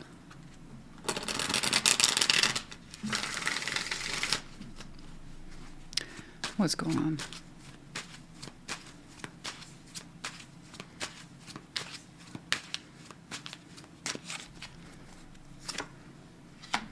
Ten of Wands, the Hierophant, that's you. And the Queen of Cups. King of Wands, Queen of Wands, the World. Okay. Okay. Oh, the bookends of that. Ten of Wands, one bookend, the World is on the other. A smattering of high-level energies in between. Devil. The Star. Death. Well, that's fine. It's one of those things, honey, where obviously I'm going to encourage you to lean into the obvious, even though it's difficult, because it's in your best interest. But like I said, it's going to be difficult to lean into this. But lean, I suggest that you do. Like I said, immediately that caught my attention is the bookends. I don't see that too often anymore. Don't know why. But you opened up with a particular status. And then that status closes, which is good. Okay. And then I see it reinforced on your bottom line. So what I'm seeing is verification, verification, verification. So while it might be very difficult for you, and I'm sure it might, let's take the word might out of this, it is very difficult for you. It is nonetheless where it should be. I'm not going to contest that. The cards don't contest it. And while it may not be easy for you to admit because there's a wealth of activity in here that suggests pride and emotionality, it will be the best thing for you. You're not there yet, but it is the best thing. Okay. So Ten of Wands and Taurus is hand in hand. A little bit of Ten of Wands for you, honestly, does not shake you. It really doesn't, honey. The bull can carry a lot on its back, famously. That's just why the Ten of Wands, even though that's technically a fire card, shows up for you quite often. I'm not saying I'm happy about it. I'm not saying I agree with it. I'm saying it's pretty common. Okay. And I know you can carry a lot, honey, but just because you can, excuse me, that's my list, just because you can does not mean that you should. Okay? Like always, we have that talk, and I'm just pointing it out again. And there you are, carrying a lot on your back. You're like, well, this is how it is, though. This is what I signed up for, and I respect that so much. I really, really do. But also, understand that when you're saying I signed up for this, you're assuming a lot. And you're not necessarily thinking about should you be carrying this much all the time. Okay? That's the catch-22 of the Hierophant. He needs a better understanding of when and where and how to change his mind. Okay? And the Queen of Cups. Whatever this is, you're spiritually attached to it. I don't contest that. You're emotionally attached to it. And there's someone else in here with you. There's a lot of powerful... I got the King, Queen of Wands. I'm sure there are times when you two are able to maintain your fires and your tempers. Okay. But it's not always the case. It's not always the case. The last time I seen these two in alignment is when you both agree to cycle this out, whatever this is. You're here, so it could very well be a commitment. Or it's just something, regardless of the commitment status, the label, or the paper, clearly it's more than just you in here. All right? So whatever it is that you say, I recognize this person's energetic influence in my life, their time, energy, and efforts in my life, I allow it to be, I encourage it to be, I want it to be, and I am theirs, it's an exchange, or it's supposed to be. That's the last time you two agree, is to cycle this out. Okay? And I saw your spirit right away, your beautiful spirit that says, I don't care how hard it gets, I'm here. Right? And you're there for all the right reasons. You're there for all the right, the spiritual implication, higher self said so, right? My heart space says so. I'm assuming the Queen of Cups is you, but again, it could be the person whom you're connected to. But I do know these two match frequencies, and the last time they match frequencies is when they both decide to cycle it out. You would know best as to the reasons why. That's back here. Okay? When we acknowledge that it's hard, but we're here. At least you said that. Okay? You would know best about the background, the origin story, the past. I'm not doing that today. It might come out in advice, but it is what it is, what it is. It's still there. The devil, the star, death. Whatever this is was a false vision. Okay? I'm just ripped the Band-Aid off. It's just easier. It was a false vision. It was something where two people kept telling themselves to reach for the same thing over and over again. And the star, mind you, is no easy thing. So I can definitely see where the devil can get attached to it. Especially if you really, like most people do, respond to a reward structure. See, I got a little bit of progress. Let's keep going. We got a little bit of progress. Let's keep going. And then we get addicted to it and obsessed with it and codependent. And we think we're reaching for a good star, but it seems to drag us further back in time into less developed people with good ideas and good intentions for ourselves and each other. We're actually seeing anti-progress. Why are we having to double back so often? And then we have to recover from that in order to proceed forward. So the star is a far-reaching concept, and it's very worthy of a life goal, very much so. Be it in terms of a connection, a goal, work, something, family, I don't know. The thing is, you have to reach for it constantly. And then if you make progress, you continue to reach for it. But there's something about this star, this vision, that in order to take any steps forward in it, between you and this person, you have to take several steps back.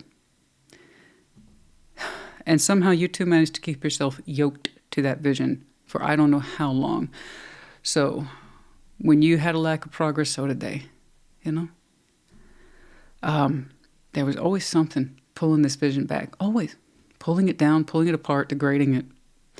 And I think that probably kept you too, not just yoked to it, but gave you a common cause to rally over the same concept. You know, it's us against them. And that can be such a strong motivator, right? Such a strong, it's us against the world.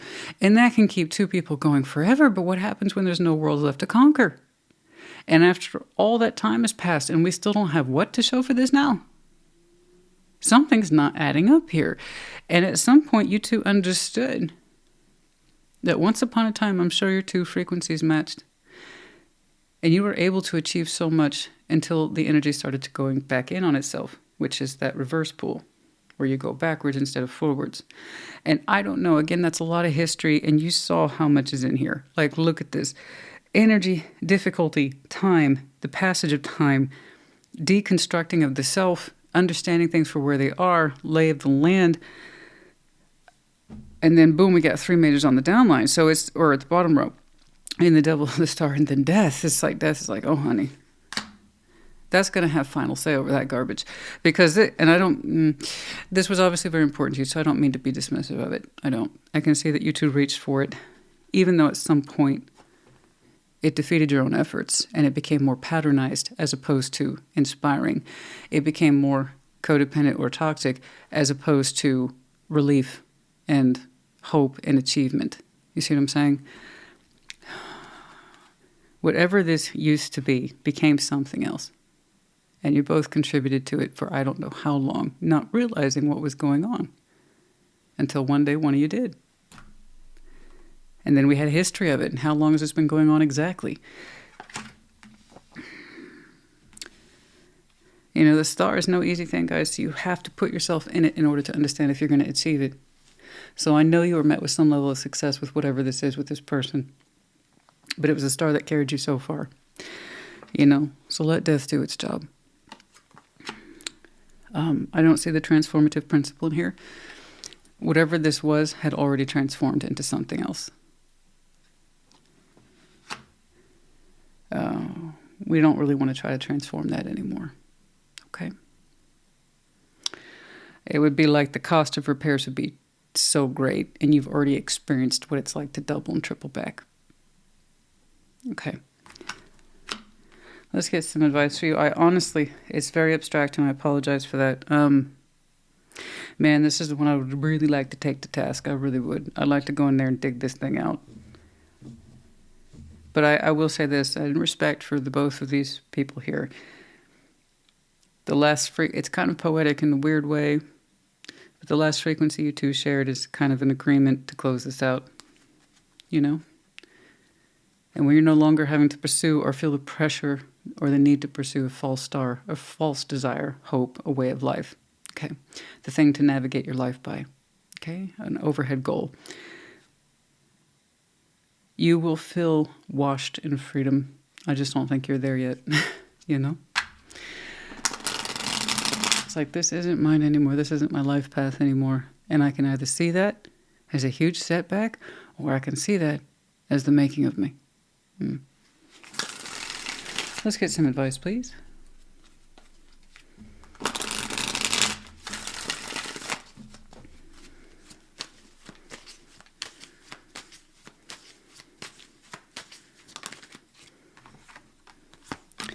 Nine of Cups to start. Yeah, like I said. Thank you, Spirit.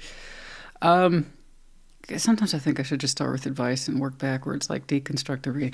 Anyway, when it comes to Star 6 of Wands, like I said, you're not there yet. Why would you be, darling? You're somewhere back here. That's a lot. That's going to take a minute to get through this. But you'll know when you're close to officially closing this out and being washed in the freedom that I'm seeing here. Was when it's like the last frequency you two share and agree on. At least we can agree on that. And there you are, an individual this time. As an individual. Not the intensity of all this, obligation, heart space, ambitions, drives, egos, none of the shit's here. And it's just one person, and that's you, darling. And guess what? Guess who has a new star? And they're prideful, but the right kind of pride. That's a healthy pride. Confidence. You're like, oh, shit. I get to pick something for me now. Yeah. As I was saying, there's that wash of freedom that you're going to be rolling in. You just don't know it's there yet. Okay? To your credit, when you're ready to pursue a new star, and you will know inside what it is. It's going to be a driving force that relates back to wish fulfillment, okay? And externally, what it's going to more or less feel like and look like is, hell yeah.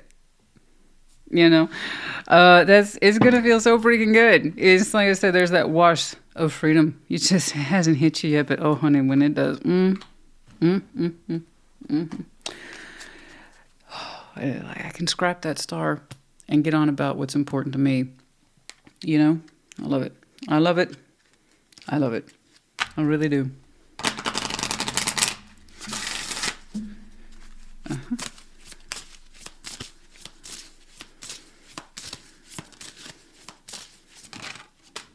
Yeah, get back on track with your goals. Whatever that is to you. I know they showcase money here, but goals is in the broad sense. Again, whichever that star is to you. Get back on track with your goals. And as we see here, let's see, progress in... I need my glasses, honey. Progress is positive and personal goals will be achieved. So it's not just professional, it's also personal goals, whatever that is. Number 13.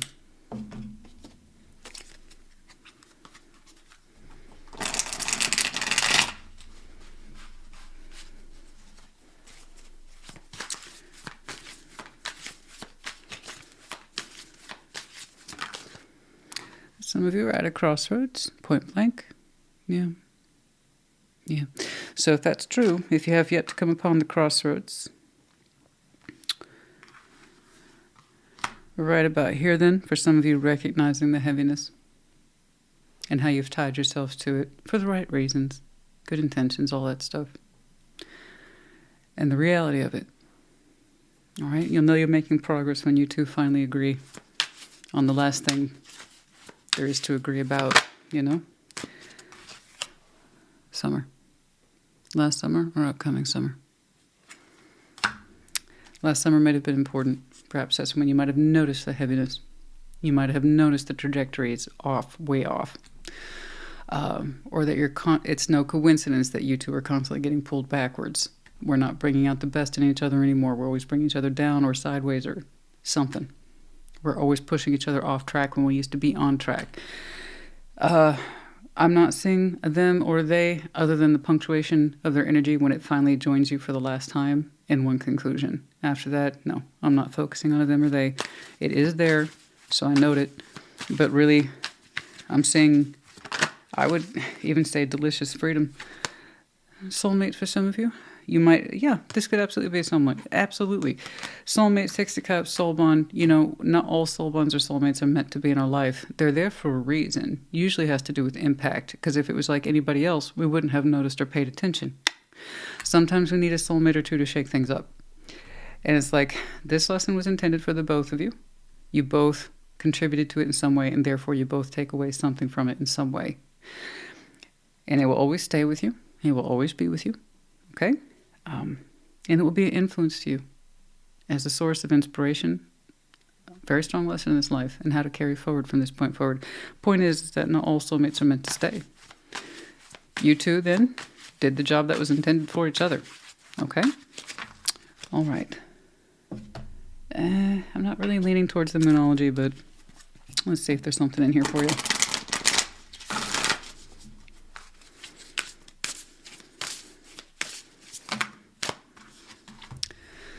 See the bigger picture of full moon and Sag.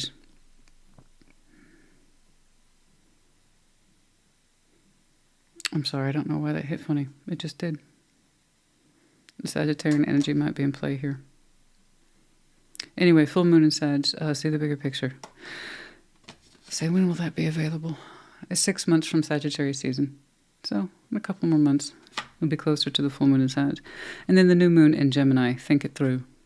Absolutely.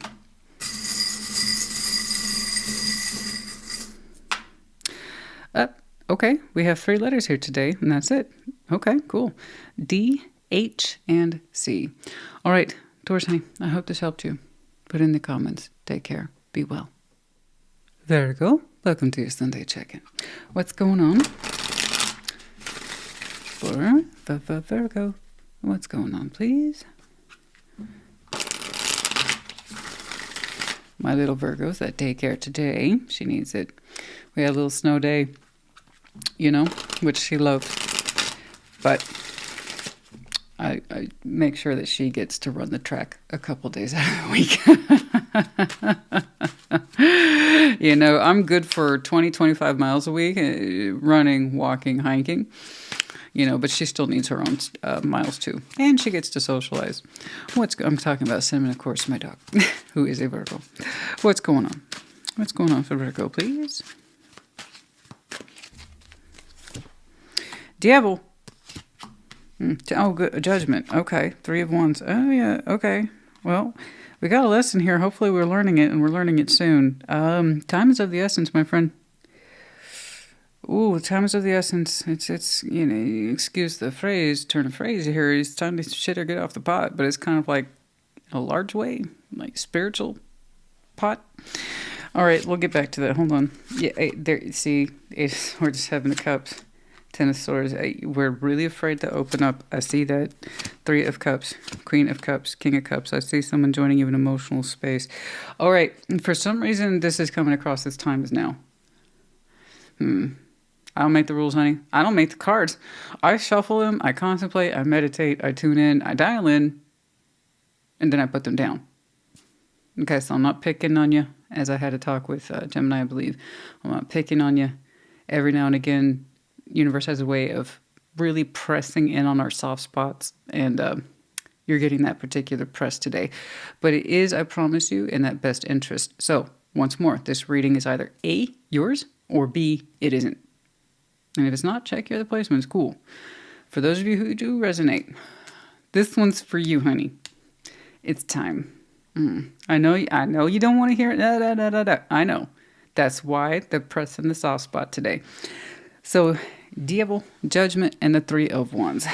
Why I say the devil that way, it's a southern accent thing, and then also because it's just funny to me. Oh, anyway, just in case some of you were wondering. The devil, Judgment, 3 Wands. You know, guys, we have a fear to decide. Ooh! We have a fear to decide. What do I do? I'm going to delay. What do I do? I'm going to delay. I'm going to put that shit off. What do I do? Let's wait. And we got a little pattern here with that, with the devil. The big decisions we put off. We will put distance between ourselves in it, bury ourselves in work, take prolonged vacations. Today's not a good day to write that email today. Weeks, months, seasons. What? 2 years passed? No way. I wasn't even aware of that. Yeah, you were. There was an undertone to the delay the whole time, and it's that very thing you don't want me to talk about. In fact, many of you just wish I would shut up. No, time is now, honey. There's something here about this needs to be dealt with. It's overdue. And many of you have had recurring lessons about take care of things when you know you're supposed to. And whatever that is. I don't know, I'm not trying to pick on you. It could be something small, but it's important to you. It could be something that you, in your mind, is larger than life, and it represents everything that's ever been a problem. Point is that, you know, it's time for you to make some decisions. No more delay, no more distance, and no more gaining distance from this. You can, honey, you can go 5,000, 10,000 miles away from this. It's still right there with you, you know? Yeah, you still take you with you no matter where you go. Okay? So it's just better, in my estimation, just to turn around and face this. Whatever this is you've been avoiding, that's what you got to do. 8 of Swords, 7 of Cups, 10 of Swords. You're like, but I'm really scared, though. Doesn't that count for something? It counts for the devil, yes. Patternized fear based on big decisions. The thing is, they're not pressing this on you because they're being mean to you. Okay? It's not like they're trying to see you squirm. It's because they know you can handle it, but you're not allowing yourself to see that. You keep discounting your own experience. You discount your own ability to work through these things mentally and emotionally and spiritually too. I.e., what is right for you. You have all the skills, tools, and abilities. Otherwise, they wouldn't be pressing on you with judgment. You know, and it's kind of like, Virgo, it's time to stop squirming. Take care of this. whatever this is. We know you're afraid, but that's not an excuse. And I have to agree, it's not. Sorry, I'm old school hard ass like that. It's like, it's not an excuse. The thing we're trying to avoid the most is what needs our attention the most. And don't get me wrong, I'm not perfect. I can fall prey to this like anyone else. I'll put shit off too if I don't want to deal with it. But eventually I know I'm gonna. And I also know the more I put it off, the more I pay the interest on it. I'm not a big fan of interest. I try to keep my debt small. And the bigger it gets, the more you got to pay it off for an extended period of time. So I'm more about prevention than I am cleanup. And I want you to own whatever this is. We keep trying to turn it. My brain's going to shut it down. No. I could open up Seven of Cups. Fear. Ten of Swords. What if I'm hurt? Oh, God, this hurts. Yeah, that's life, though. That's life. I don't know what this big task is. Like I said, it may not amount to a hill of beans to someone else on the outside looking in, but it means a lot to you. I know. All the more reason you need to give yourself the respect you deserve and handle your shit, bruh. Sis. I say that with love. Three of Cups, Queen of Cups, King of Cups. What the hell are you on about? It's going to be fine. Like, honestly, why are you fussing? Why are you fussing? I got you emotionally connected to somebody, and you two actually share that frequency. I don't know if this is a support person. I just come together fine. When you two can... sorry, that's patience. Once more, Guns N' Roses. I heard that a couple times this week, and we come together just fine. You do actually come together just fine in the heart space. I have two people here who are highly compatible in the heart. Okay? Ownership of feelings. One just tends to be a little more quiet. One tends to be a little bit more forthright with how they're feeling. Other than that, they're both really big on understanding what they feel and why. And intuitive processes in there as well. We connect to this person when it hits, it hits. It's gorgeous. The cup runneth freely. The cup runneth over between you two. And it is you two. You both claim this. It's gorgeous. What's the problem? Is this a helper? Is this a support person that can be like, Virgo, do it, here's the reasons why? Or is this the person we are terrified to connect with?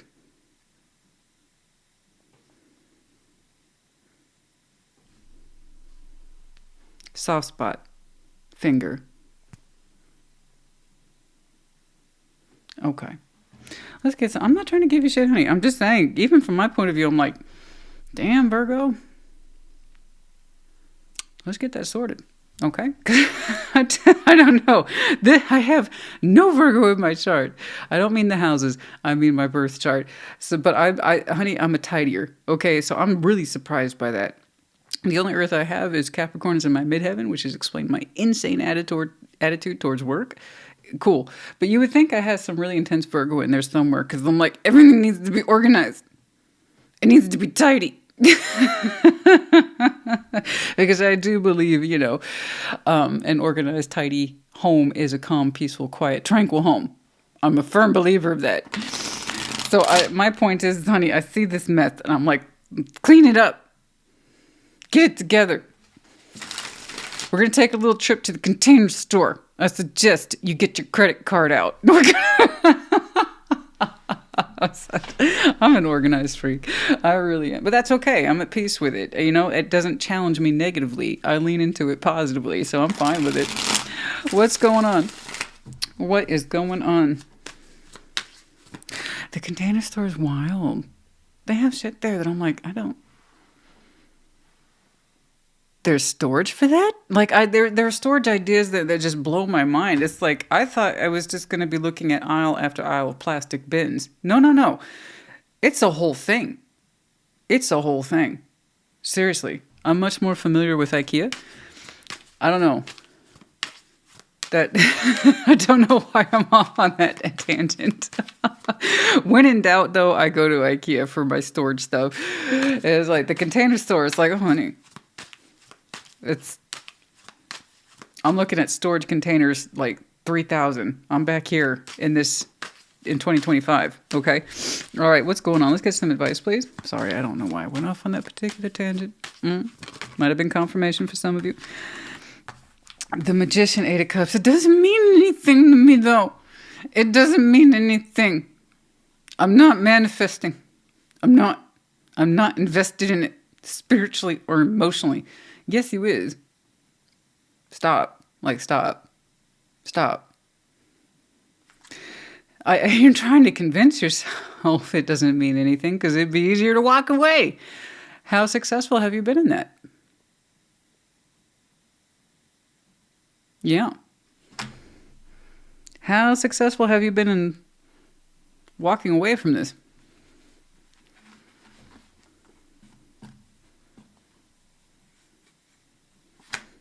Go ahead and stare at me all you want. I know, I feel your Virgo stare. That's fine. Go ahead. Don't get in a staring contest with me, honey. You won't like it. You really won't like it.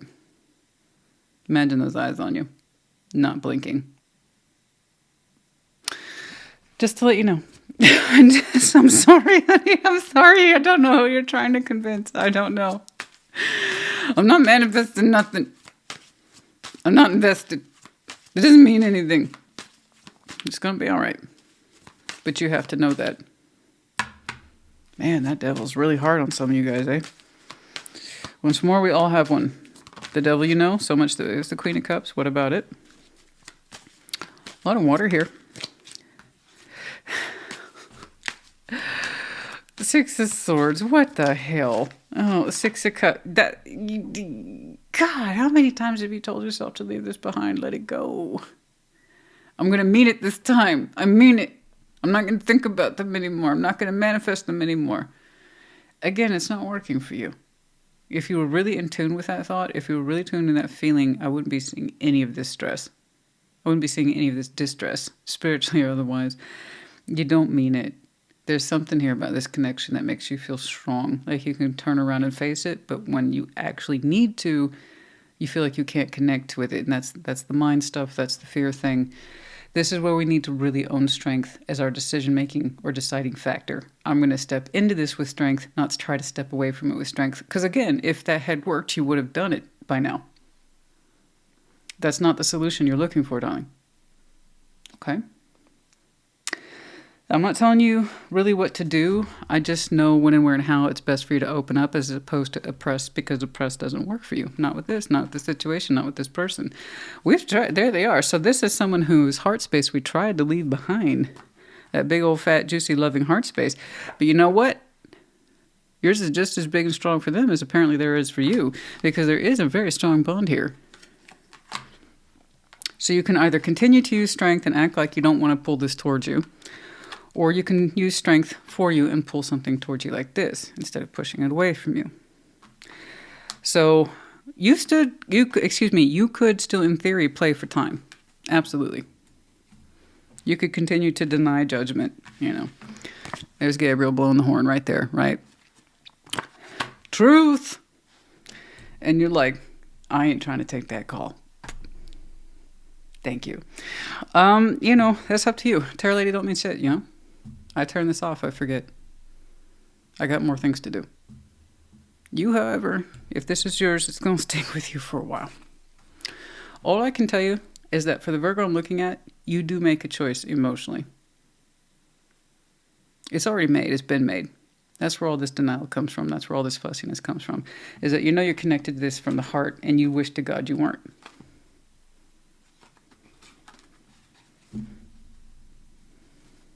Yeah, I said it.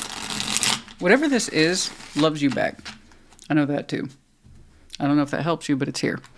It does love you back. After that, I don't know.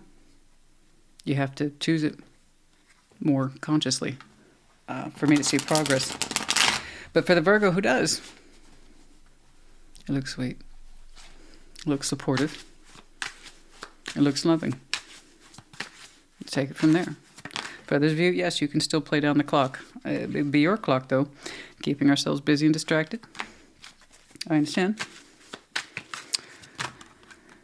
Feeling destined to be chained to a place of stability, flow, stuck, runner. It's funny how you can always have forward momentum and never change. Always running. And always feeling stuck on the same issue. Yeah. Some of you, it's running is the literal translation. Some of you are runners. Some of you, it's just a metaphor. It feels like we're running all the time and we never actually get anywhere. That's that stuck quality. Reunion of the soul ties is in reverse. I know. We've thought about it. We thought about doing this. And it could still do. I see it in theory as a choice for some of you. Others of you, you're convinced there's no such thing. Or you're trying to convince yourself it's not a soul bond. Or it's not the soul thingy the tarot lady talks about. I mean, I'm not trying to be a dick, but I did pull the Six of Cups, so. Okay. So, I mean, again, tarot is the proof of choice, not the absence of it, guys. I can't tell you to do anything. I want you to make the choice that's right for you, but it's really hard for you to understand what the choice is right for you when a big fat devil sitting in your ear is saying no, no, no, no. And it's fear-based. Birth, number 4. Universal energy brings you opportunity and possibility. Believe that it could fall into place. Believe that it could connect, and it might well be so. The opportunity might spring, so long as you choose to believe that it's for you and act on it instead of denying it. But yeah, it could bring into the world something new for you. The birth of a new you, transformative properties. Okay? And then simply 4 for some of you, i.e. maybe April.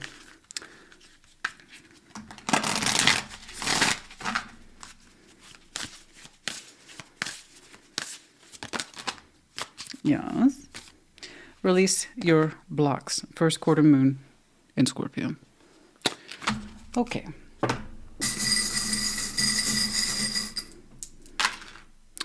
Oh, all letters. Cool. N, Z, 2 Z's. N, Z, Z, J, and E. Okay. Virgo, honey, I do hope this helped you. Once more, I'm not trying to be mean to you. I was just pointing out the obvious, which is technically my job. Not exactly the most popular tarot reader for that reason, but nevertheless, I hope it helped you. I do. Put in the comments, take care, be well. Capricorn, welcome to your Sunday check-in. What's going on, please? For Capricorn. Show me Capricorn, please.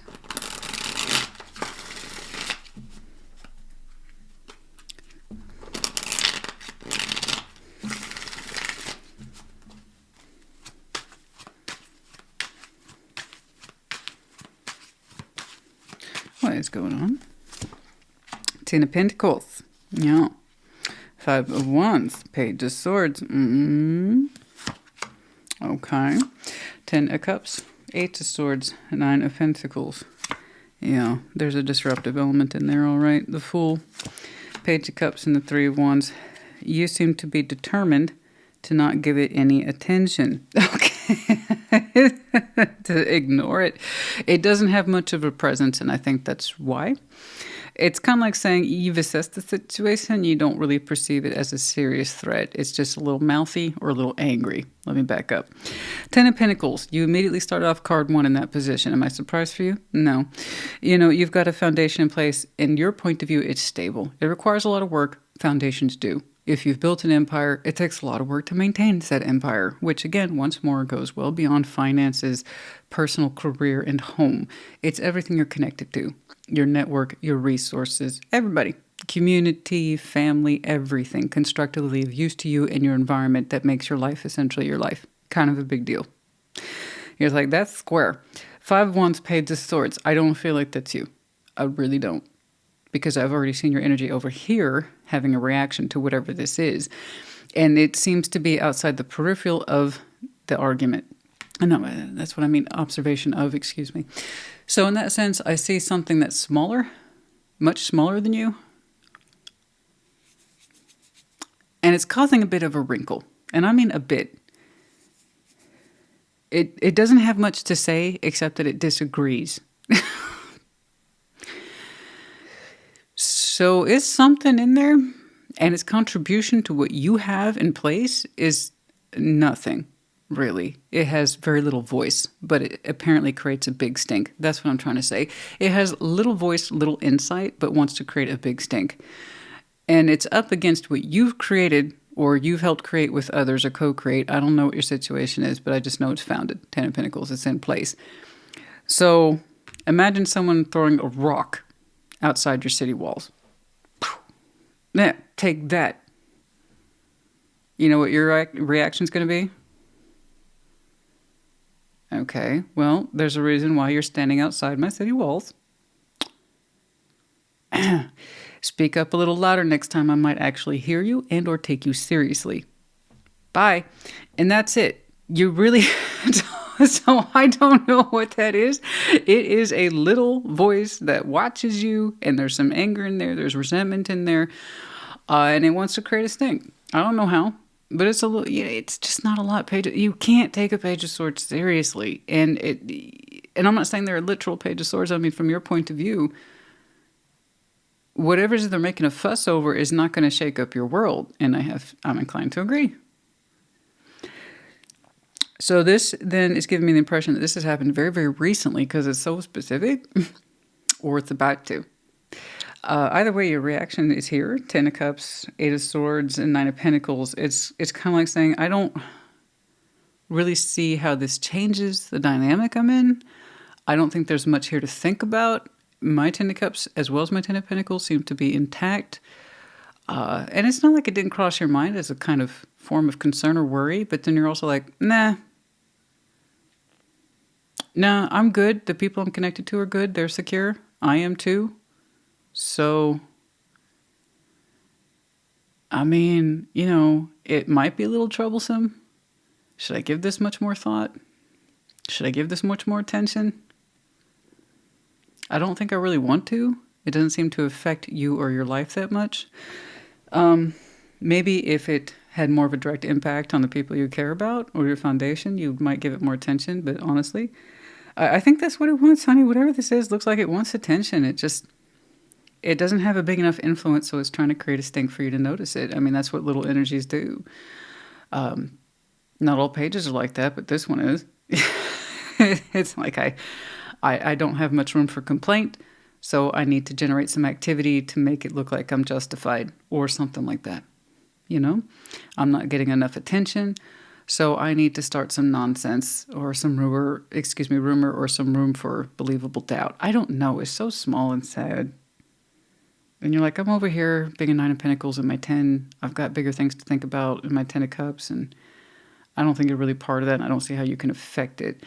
So there you go. It's like you refuse to get lost to thought on this.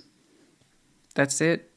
It's very specific. So that tells me it must have happened very, very recently, or it's about to. I don't know how this helps you, but verification. Anyways, the Fool, Page of Cups. Anyways, I'm pretty much giving you the same energy that you're giving to this. Anyways, the Fool, Page of Cups, 3 of Wands. You're looking forward to something in the horizon. It's kind of planned. Like here, it could be anything, honey. With the 3 of Wands there, getting some distance. Who knows? It could be that you're looking forward to some time off. You are looking forward to opening up your heart space in some way. That 3 of Wands isn't waiting here so much as you're looking forward to, in the context of future orientation, as the 3 of Wands is literally the last card on your future line. So this is something that you are indicating to me you're literally looking forward to. Happier times, a release of some carefree energy, treating yourself a little better, having a little more fun. I don't know, opening up, trying new things, having a new beginning in love, any of those things, all of those things are a possibility down there. I mean, again, so this is barely a blip on your radar. I want you to be aware of it, I guess, because that's what they had for me to tell you today. You try not to think about it too deeply. Not to say that the concerns aren't real or valid for you, but it's also like, you really can't see how it would affect the people who matter the most in your life. I don't know. Let's get some advice, please. But I look forward to your full day, whatever that is, because you're looking forward to it. You look really light. You look giddy. Who knows, honey? It could be an overdue vacation. It could be... It could be, like I said, a new beginning and the willingness to open up to love with the Page of Cups there. No matter how small for you, I would say that's pretty normal. You know, the point is that you're opening up and you're trying. And I can see that your life is really well established. I mean, you're also showing me bookends. Who else showed me? Oh, Taurus, but there was very, very different. You're showing me kind of bookends. It's how you opened up is how you continue on. You know, and they more or less match. So your world is really kind of founded and in place. It looks secure. You look secure. You have a 10 of Cups in there. Yeah, sometimes it gets a little uneven, but... You're saying whatever that is isn't enough to topple your empire, so once more, you're not too worried about it. So I'm sorry. I wanted to make more sense of it. I don't have too much else to work with, and I'm not worried about it because you're not getting lost to the thought, or you refuse to. Justice, the Chariot, and Ace of Cups. You're like, I got to continue to move forward. You're saying this is what's best for me. I literally created this on what I understood was best based on my skills and my years of experience and my hard work. You're like, you honestly feel justified in moving forward. Honestly, you powerfully so. And as far as I can tell, you are correct. So I don't know what the hell the protest is, and you don't seem to be too worried about it either. Okay. You're like, I'm going to proceed because I understand, is literally what's best for me, and I feel that way too. Okay. Who knows, honey? It could be that you might have excluded somebody from said kingdom. They didn't have much to offer or to contribute, or you didn't see how they would fit in your life, and they're just looking at you with a little small mean eye, like, how dare you exclude me? You got a lot going on, Capricorn. How dare you exclude me or not think my opinion is valid? I'm sorry, who built what now? No, it seems like in this respect, you've heard every opinion counts, every voice counts. Well, not this person's. They're kind of, I'm sorry, I don't mean to be mean, but it's like, give me attention about your life that you built, which means you get to decide who's in it and functions in it. You know, I don't know. It's so bizarre. It's so small. Why aren't you including me? Well, all you do is watch. Don't you hate that when people are like, I want to be included, but your contribution is you give to this what? I know. This is a group project where you want credit, but you don't actually want to participate. Okay? But you want your name on the bill. I got it. Okay. I don't know. It kind of has that vibe, doesn't it? That kind of school, immature vibe. There's a wish. You've been working on your wish. You have been focused on your wish. Again, you're operating by what is best for you. Your heart's desire is ready to come true. 35, you've been working so hard, working on your dream aspects, your star aspects. It's, you know, so I like how you turned around long enough to understand if this might actually be important. Should you be concerned about it? But you're still like, nah. Okay, I have to agree. You're busy working on your dreams and your goals and your wishes. And this person's not part of that. They're really not. Yeah.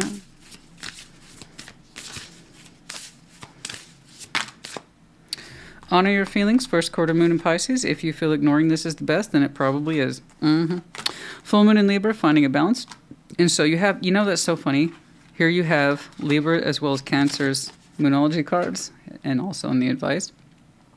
You might have some very strong Libra and or Cancer in your chart, but there's a very strong sense of I move forward at things because I understand they're correct for me. I did my work. I know what my karma and due justice is. I move forward at my pace, and I understand what I'm doing. It's here not once but twice. You went out of your way to understand your balance in this life, your spiritual balance, your technical balance, and you are in touch with your feeling about it, how you feel good, and then also your fears. You assume responsibility for all of them, and you shift them all accordingly. So, well done. Full moon in Cancer. Let your fears resolve. And then first quarter moon in Sagittarius. Believe in your own good luck. I mean, you're on that pathway, honey. Not only have you worked hard, I think you might have accrued a little bit of what we call good luck, i.e. positive karma. That's for, you know, for following your path so studiously and so intensely with focus and understanding what's right for you. Yeah. I think you were due for a little bit of good luck. Okay? All right. Oh, charms. We have one letter, G, and we also have the bicycle here. Some of you might ride the bike for fun, professionally, who knows what, or the bicycle for some reason is an important reference to you. Do you know, I know some people who've had their childhood bike since forever, since childhood. They're very fond of it. It doesn't work. It's rusted out. The tires are blown out. But it represents that kind of touchstone, like a talisman of their childhood selves when they used to have that sense of unlimited belief. And for some of you, that might be true. Otherwise, I'm just saying, some of you bicycles a reference for some reason. I don't know why I brought that up, but just FYI. You let me know if you're one of those people. The four-leaf clover, that's what I'm saying. Some of you are due for some luck. I love it. You've been working so hard. You could do with a bit of luck. Yeah. I think you're going to experience it on your little fool's journey over here. Again, it's not huge. It's something that you are looking forward to personally. It might come together really, really well. We have the medallion of Virgo, as well as Aquarius, practical and friendly. You might have some very strong placements in your chart. Could be connecting to, or their seasons might be important to you. And then we have the cat. Yes, do please always listen to your intuition. Okay, that's enough of that. I don't know what that little energy is. What's the point? It's too little. It won't stand up and make itself, but it's just mad that its opinion or its thought is their opinion or thought or action is too small to be included or taken seriously. It's like, no, I cut you off from the vision. You're not included. And you know what? You hang out outside the wall. That's clearly all you can handle. That's all you can handle. Thanks for throwing your rock. I'm sure it's appreciated. I don't know any. I don't know. That's all I can do is notice me. That's it. That's all you got. Okay. All right. Anyway, Capricorn, honey, I hope this helped you. Put it in the comments. Take care. Be well. Scorpio, welcome to your Sunday check-in. What's going on, please, for Scorpio? Show me Scorpio, please.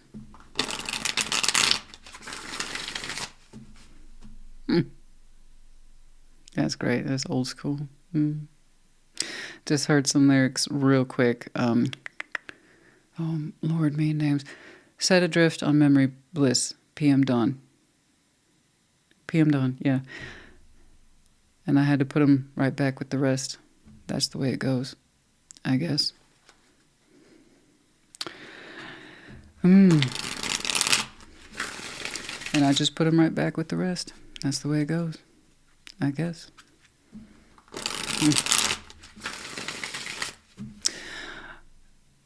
I can remember when I caught up with a pastime intimate friend. I bet she said, I bet you say, or you're going to say, I look lovely, but you probably don't think nothing of me. Yeah.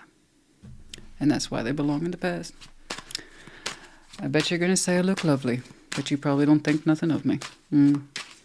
Anyway, some of you might have been reminiscing about the past, and you decided, you know what? That's where it stays. Very strong confirmation for some of you. Great song, though. Great song. All right. What's going on? Five of Cups. Talk about reminiscence of the past. The devil. Seven of Swords. We got to do, excuse me, guys. We got to do better than that. Come on. Queen of Cups. Page of Cups. The Hanged Man. That's better. Okay. Knight of Cups. Justice. The High Priestess. That's a lot better. Honey, that was 1,000% better. Good job. Good job. Man, some of y'all got really, there's a reason why I started with that opening. Some of you very recently have taken one too many trips down a very painful memory lane where there's a lot of unresolved negative emotions that you feel really bad about, or you were made to feel really bad about. Probably a little bit of both. And then you did that thing where a lot of people do. Seven of Swords, cut it off. Don't think about it, don't think about it, don't think about it. And this is what you call old. It is old. Five of Cups, it's old. It's old emotional damage. Disappointment, loss, regress, hurt. Ow, this hurt. Ow, this hurts. And the devil is kind of like saying, you know that pain you feel? Let's make it worse. Let's overfeel it. Let's overthink it. Oh, please. Let me wake you up at 4 a.m. with some random bullshit that'll make you panic about what you should have, could have done, right? Or what should have, could have, would have happened. Let's do that. Let's reminisce for days and get lost to it. You know, that crap. So a little bit of Five of Cups for us is normal, I would dare say. It is one of our minor cards. Saying Five of Cups in Scorpio is kind of like saying, duh. The point of the Five of Cups for Scorpio is that, yes, you carry it with you. That way you don't forget. That way you're much wiser about the next time you emotionally invest, but you don't get lost to it. It's not meant to be a banner. Okay, it's not meant to be a way of life. It's not a badge of honor to carry around that pain. A developed Scorpio should know this, right? We live for love, not anti-love. We do. I know it sounds cheesy. We're not exactly associated with cheese, although I'm extremely partial to Gouda. But no, we really do live for love. You know? We're weird. We're mysterious. We're intense. But we do live for love at the end of it all. At the end of the day, that's our bottom line. So, being overly attached The sad, broken emotions of the past that we can't do shit about, except work through them. Reminiscing on it, ruminating in it, getting ourselves all twisted up for it, about it. And then telling ourselves insult to, add insult to injury, right? Salt in the wound. Don't think about it. Seven of Swords. Because that works. It don't.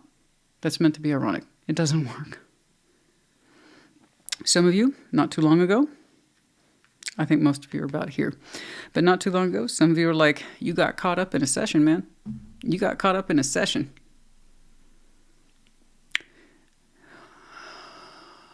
The shoulda, coulda, wouldas. Why? I regret that love so much. I regret everything about it. Oh, God, it twisted my heart over 1,000 fucking times. Oh, the pain, oh, the pain, oh, the pain. I hate it. I hate myself. I hate them. That's what the Devil with the Five of Cups is. I haven't seen that combo in a while. It's leaving quite the impression on me. Therefore, I'm trying to give the impression on you. That way, I want you to know what you were going through is what you went through. And I want you to know that it's been confirmed. That's just not who you are. You got caught up in a moment, and I'm sure it was very intense. It might have even lasted a couple of days, maybe weeks. But you can stay there. Don't stay there. We live for love, not anti-love.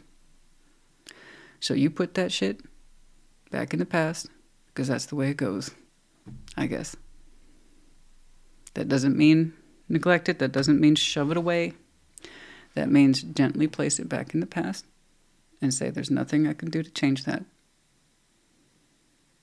The feelings, they will always be part of me, but I'm not a slave to them. Okay?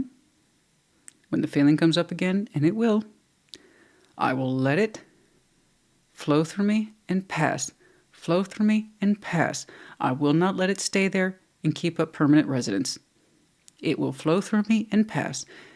And it will go back to the past where it belongs. I can't change it. But I can learn from it. Now, Queen of Cups, Page of Cups, the Hanged Man. That's who you are. That's a natural state of grace. A big heart. You love, and you love hard.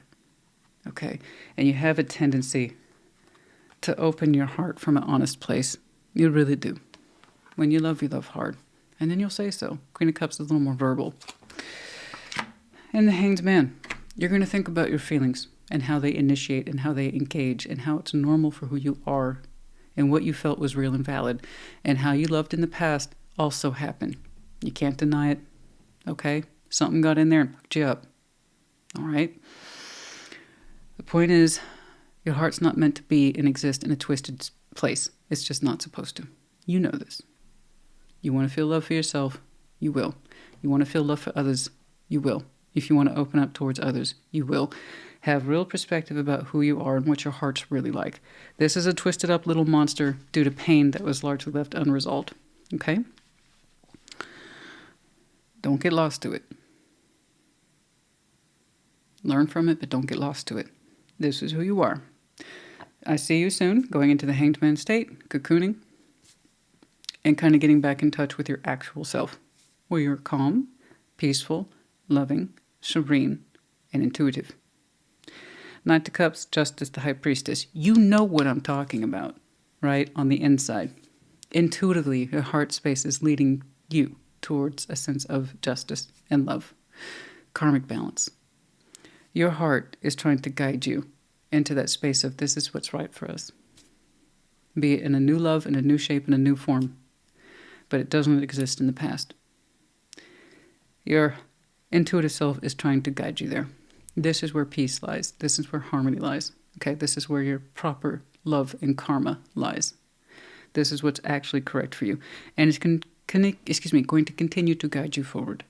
Okay, that's what I want you to listen to. The way you attach is the way you attach. Like I said, when you love hard. But when things don't work out and it hurts, boy, do you kick yourself in the ass. It's our kind of catch-22.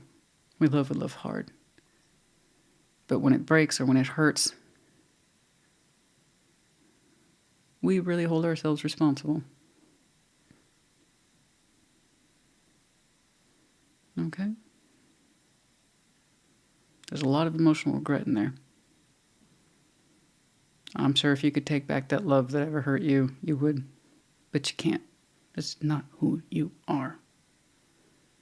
Whatever this was, while it hurt, it helped make you into the Scorpio that you are today. Someone who really does love from the heart. And when they say I love you, they fucking mean it. For other people, that those 3 words are cheap. For you, they're everything. And that's why we live for love. Okay? Now, Knight of Cups, Justice, the High Priestess. Allow your intuition to guide you into the future. You will meet what's karmically due for you at that time. Let's get some advice, please.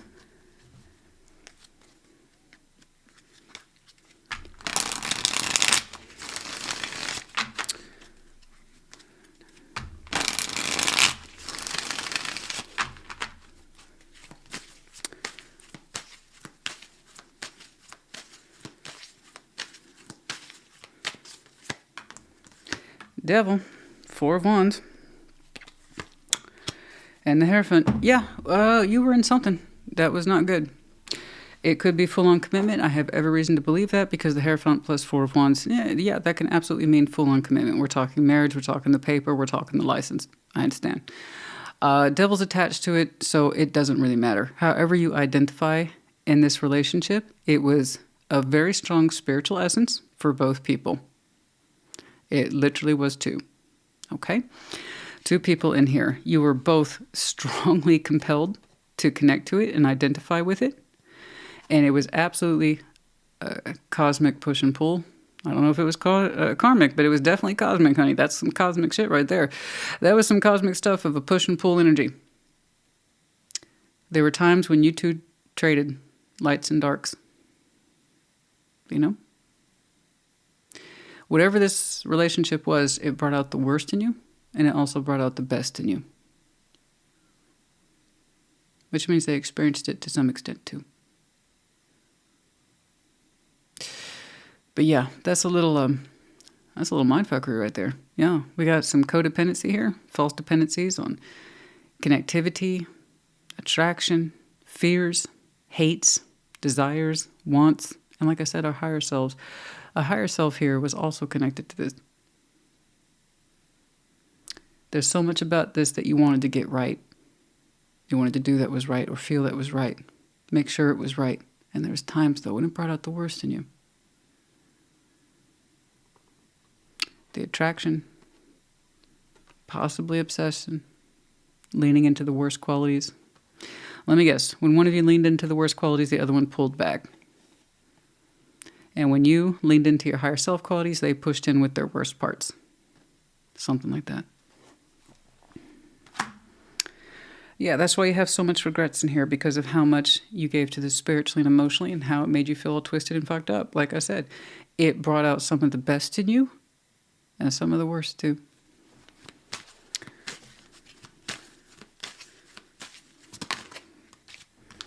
Mostly it was fighting. Not being on the same page, and somebody was always fending off. No, no, no, no. Rejection, rejection. Battle of wills, battle of egos.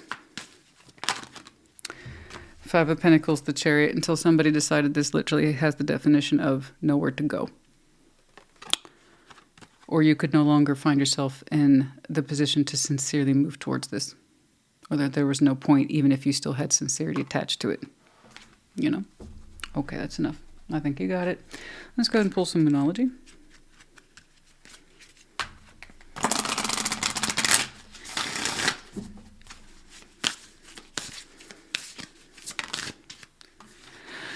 New Moon in Sagittarius. Focus on the positive. That's what I'm talking about. You have such a richness to you, an emotional richness. This is who you really are. And I see you getting back to that. And really, and I mean, by the time the future hits you, honey, you'll be so in tune with your intuition. It's ridiculous. Things are going to start lining up for you in a way that's like, didn't I just think about that? Didn't I just see that? Didn't I just hear that? The answer is yes, yes, yes. That's how you know you're on the marker or the trail of something good. Because now you can really listen to yourself and you're really honoring your feelings. You are seeing things happen in front of you, and you're getting silent confirmation every day that you're in the right path. Yours, though, specifically has to do with love. possibly an opportunity and being the road to it. Okay? Finding your karmic, but positive karmic, loving, equal. Okay? Not something that would destroy you or bring out the worst in you. All right. New moon in Virgo. Trust all will be well. That's enough. Let's see.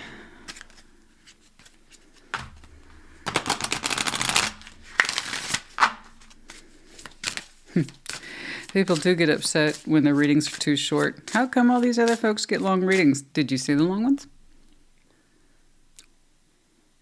Did that look like happy fun time to you?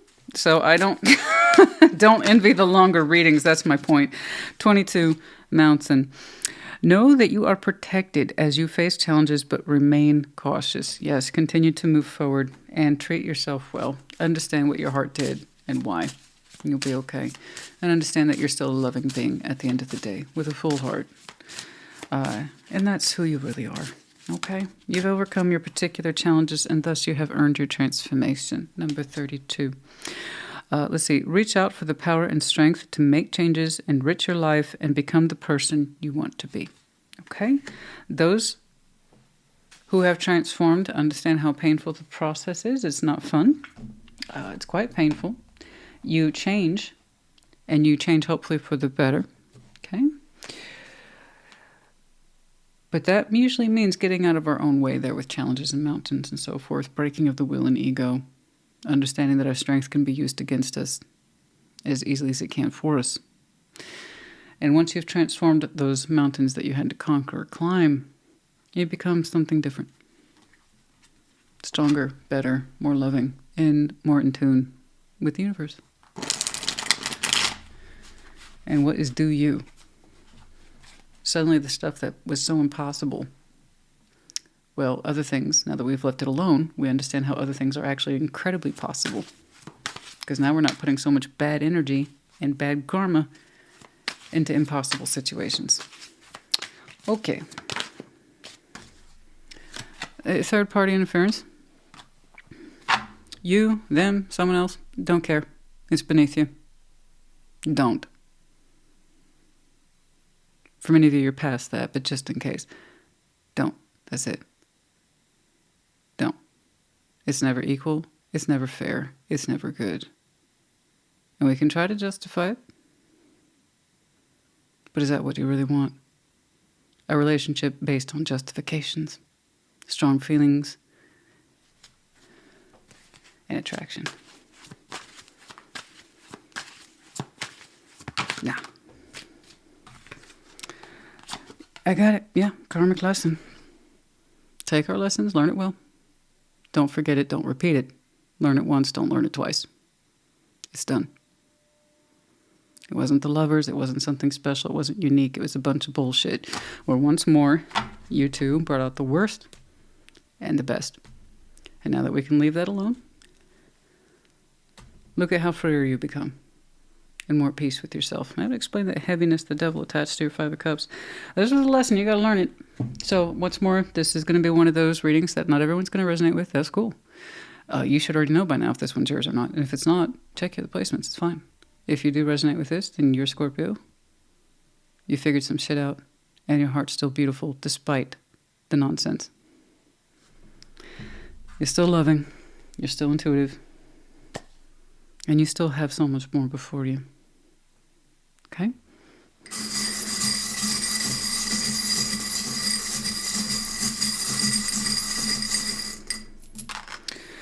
We have Q, B, A. We have the medallion of Cancer as well as Pisces. You might be double, triple, quad water. That's a lot of water. So like I said, you might have these signs in your chart. Could be connecting to, or the seasons might be important to you. We have the infinity loop. Whatever this is not a healthy soul bond. Okay? No, we want a healthy soul bond. We want good karma to return to us. Okay? The healthy feedback loop. You're going to be on your way to that. And some of you prize yourself on being quite intelligent. We have the owl in the upright with the big eyes wide open. Very intelligent, very observant. You've seen these things, you know what I'm talking about. Okay, you're smart. Scorpio, honey, I hope this helped you. Don't do that again. It weren't worth it. Pisces, welcome to your Sunday check-in. What's going on, please? Show me, Pisces. What's going on for Pisces? What's up?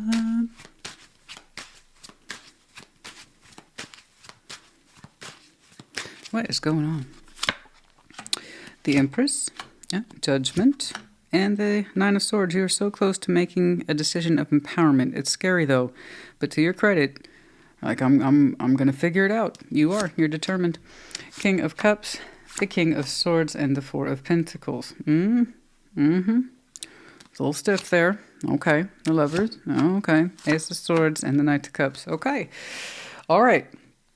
You got a truth you've been working through. Apparently someone else has as well. It's at this point I like to remind folks this is not a yours, theirs. All right. But when someone shows up and I'm seeing a little bit more participation of energies, I talk about it. I report it. That's what I'm supposed to do. But straight away, the Empress, you of your own accord. Judgment, Nine of Swords. This is individual. And it's a deeply spiritual process, but you're saying, I'm empowered, I can do this. I'm empowered, I can do this. And there's something that's been on your mind.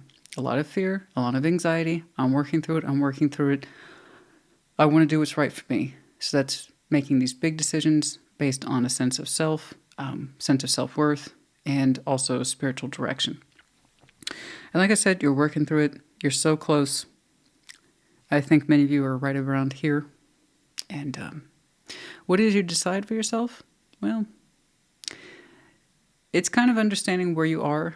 That way you might better know how to deal with this. Okay? King of Cups, the King of Swords, Four of Pentacles. Now, this is where I see someone else. And you two have been holding on to a particular thought, topic, of feeling something. And you two have both been a little bit stubborn about it. Now, what it is you two have been holding on to in real life, was it a conversation, an action, a deed, a feeling, a belief? I don't know. But you both have been holding on to something. And it seems like you both now are in a position now, of trying to work through it in some way. So it tells me something when two people have held on to a particular subject, topic for a while, and they haven't necessarily known what to do with it. They knew they weren't ready to let it go. There's a feeling there. We might work through it later. And that feeling is here. We're going to address these two folks. It might start off a little tight. As I like to say, it has some angles in there. It's not curves in the furniture. That's all angles, and very sharp ones too. It's not very comfortable, but I see your reaction is showing up with a sincere heart space. So it looks like you understanding better who you are, therefore your disposition and how you're going to present things. And from your point of view, you work that out. Okay? It's kind of like saying, I know it's important to me now, and this is how I'm going to present what I'm going to present. They have their own version of that. And King of Swords, this is someone who's been actively working through it at a more rational and or logical point of view. Okay? But you've both held on to the same subject for a minute. And that's where I see the activity in terms of 3D. These two joining to discuss a difficult thing. The Lovers, Ace of Swords, the Knight of Cups. You both actually, however it is you proceed, I don't know that you're walking away. I just know that however it is you proceed, you on your own, they on their own, or you two together, I don't know. I really don't know. You both feel empowered by the truth. So that's good. I like that. That means you both made major strides in order to shift your energies into a more positive and empowered point of view, because now you both have a singular truth to work with. And it is two here, the Lovers, the Ace of Swords, and the Knight of Cups. And that is definitely your card there with the Knight of Cups. It suggests we both feel better knowing the truth. And what happens after that, I don't know. I honestly don't know. Truths are powerful. That doesn't necessarily mean you two walk away holding hands, but you two definitely can walk away from whatever this topic is feeling a lot more mentally resolved and better in your heart. Because now you two seem to know a little bit more about each other over a difficult subject, or you came to terms over a difficult subject. A very frank conversation. I don't know. But it allowed you to move your heart space forward in a way that feels a lot more peaceful and calmer and frankly good about you. So that's good. So this is that kind of honest bringing forth of conversation that I always encourage in people. When you're dealing with your equal, is that they give back to you the same that you give to them in terms of thoughtfulness, feeling, and kind of a constructive language that suggests, I want to understand you the way I hope that you understand me. And if you're dealing with someone who is lesser, you don't get that reassurance. You don't get that sense of they're here and they're showing up and they mean it. So whoever this is, if this helps you, when they show up, they mean it, because you both feel better about it. So once more, whether you two are walking away holding hands or you're just going your separate ways and you both feel better, I don't know. But the effect is still positive. Okay, for the both of you. So that definitely means we were constructing or deconstructing something with our equal. That means they put in real effort to understand you and you understand them. And that's wonderful. And a large part of that began back here with you understanding yourself first and foremost. And you speaking what was true to you and what was real for you as you best understood it. Okay?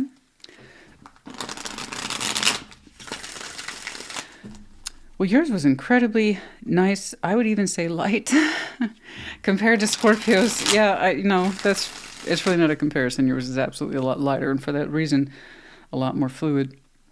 But still, this is great. I like seeing stuff like this.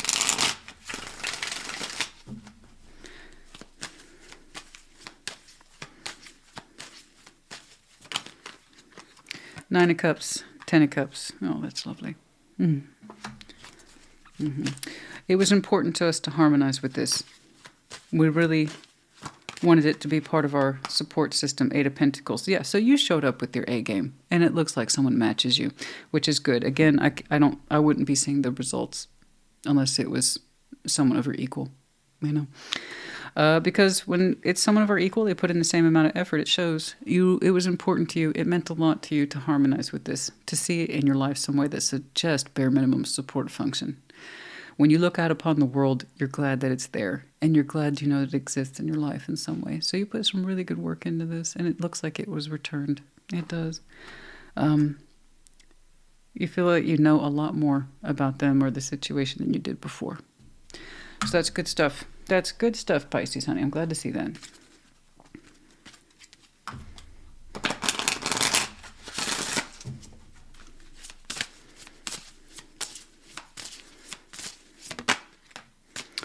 Celebrations, number 5. You are ready to bring new and exciting things into your life. Also, I'm seeing the gift box here.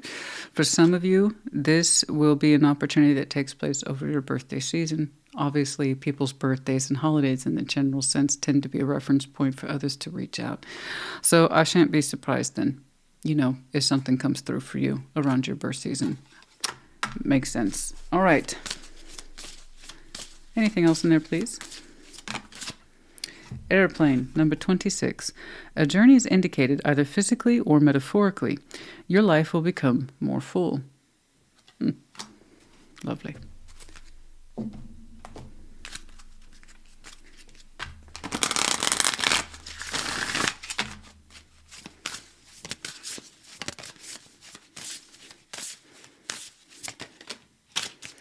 Full moon in Virgo. Take inspired action. Ooh. Nice. I like that. I don't think we need the oracle. I mean, we'll pull some, but I just don't think you need it. I really don't. But yours was kind of quicker, so I'm assuming shorter. So why not?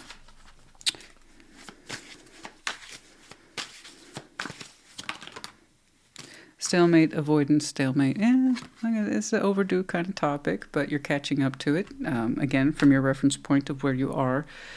And you two, given the fact that you both held on to it without much motivation to keep it, yeah, I'm sure that there was a stalemate for a while. I'm sure there was an avoidance for a while, but it's being addressed now, and that's what matters.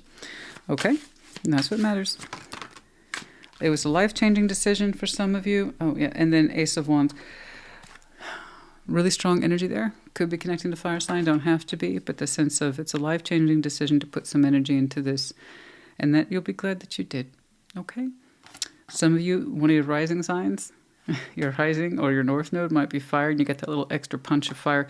But nonetheless, I see something extended to you in your birthday season. So you choosing it in some way? Yeah. All right, just FYI. All right. There we go. I'm not OCD, okay? I just have standards. I do like things just so. Okay, we have the letters G and N. Oh, the dove, sign of peace. And I said, I don't know if you two are walking away holding hands or you just go your separate ways, but peace is here. Peace. Peace at last on this subject. Peace at last, a sense of release. That's beautiful. That's a good thing, honey. Butterfly in reverse. It took a long time to transform this, or we didn't ever think it would be transformed. You know, that stalemate and or avoidance might have gone for some time. A while. Hey, it's because Al was in reverse. Somebody here was not being forthright. Someone here was not using their mind. Someone here was not using a sense of dedicated concepts such as logic and rationality to pull them through the course of things. I don't know, but the lack of wisdom or lack of insight, you know, it's easy to be in denial when you have your back turned on a situation. Perhaps you both did that for a while. Sure. But like I said, the opportunity is here now, or it will be. And then we have the Medallion of Taurus in the reverse, the keyword here being the incentivizer. His incentive was needed. Something? I don't know. But I like how you measure up to it. Anyway, you might have some very strong Taurus in your chart. Could be connecting to, or the season might be important to you. Okay. Pisces, honey, I hope this helped you. Put it in the comments. Take care. Be well. Cancer, welcome to your Sunday check-in. What's going on, please? For Cancer, show me Cancer, please.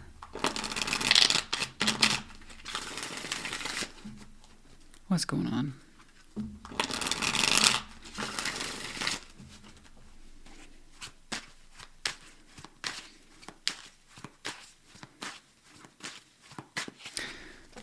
What's up?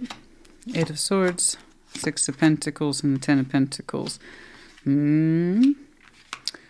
We'll get to that. There's some 3D activity here that you're trying not to notice, but that means we need to pay attention to it. Eight of Pentacles, a lot of coin in here today. Eight of Cups and the Ace of Wands. Okay. Five of Wands, Page of Cups, and the Queen of Pentacles. Yeah. I see you kind of trying to bury yourself in work. It's not an accusation. Don't take it as one. It's avoidance. And one of the easiest ways that we can trigger avoidance without getting trapped in our head is to kind of throw ourselves into work. I don't want to think about that. So I'm not gonna. Right? And what better way to do it when we have an excuse? I'm doing this, I'm doing that. And oh boy, are we busy. You are busy. You might have a lot of earth in your chart, honey. But there's something here in the balance that you're like, I don't want to look at that. I don't want to try to make that particular balance bounce right now. I'm going to ignore it. You know, so that would obviously beg the question, Cancer, what are we trying to avoid? And therefore, let's do the opposite of it. Like, nope, I don't want to. But it's part of your foundation. That's the only reason I'm pushing back on you, is that it's already established. In that respect, it's easy to let things fall through the cracks because you're like, it's already in place. I don't need to worry about it. It's there. It's not going anywhere anytime soon. I don't want to check my foundation for cracks. I don't want to, and obviously it's the metaphor thing. Okay, not literally your foundation. I hope not. Goodness me, I understand that's very expensive. But no, there's a balance here in particular. It's like, it's an unhappy contract. It's an unhappy meeting. It's an unhappy obligation of things that frankly you just don't want to do it. But again, I'm going to be that person that presses back on you because it's the Ten of Pentacles. So just because it's founded and grounded does not mean we should just assume everything's cool. Okay, let's go ahead and do some work and check on it. You're like, yeah, I know. I got it. You know, there's a part of you, honey, that's really kind of detached but busy. Eight of Pentacles, Eight of Cups, and the Ace of Wands. It's a lack of enthusiasm. A lack of enthusiasm, a lack of energy. You're like, yeah, all that work crap, it's not going anywhere. God. That's all I do all day, every day is work stuff, home stuff, responsibility stuff, pay the bills, clean the gutters.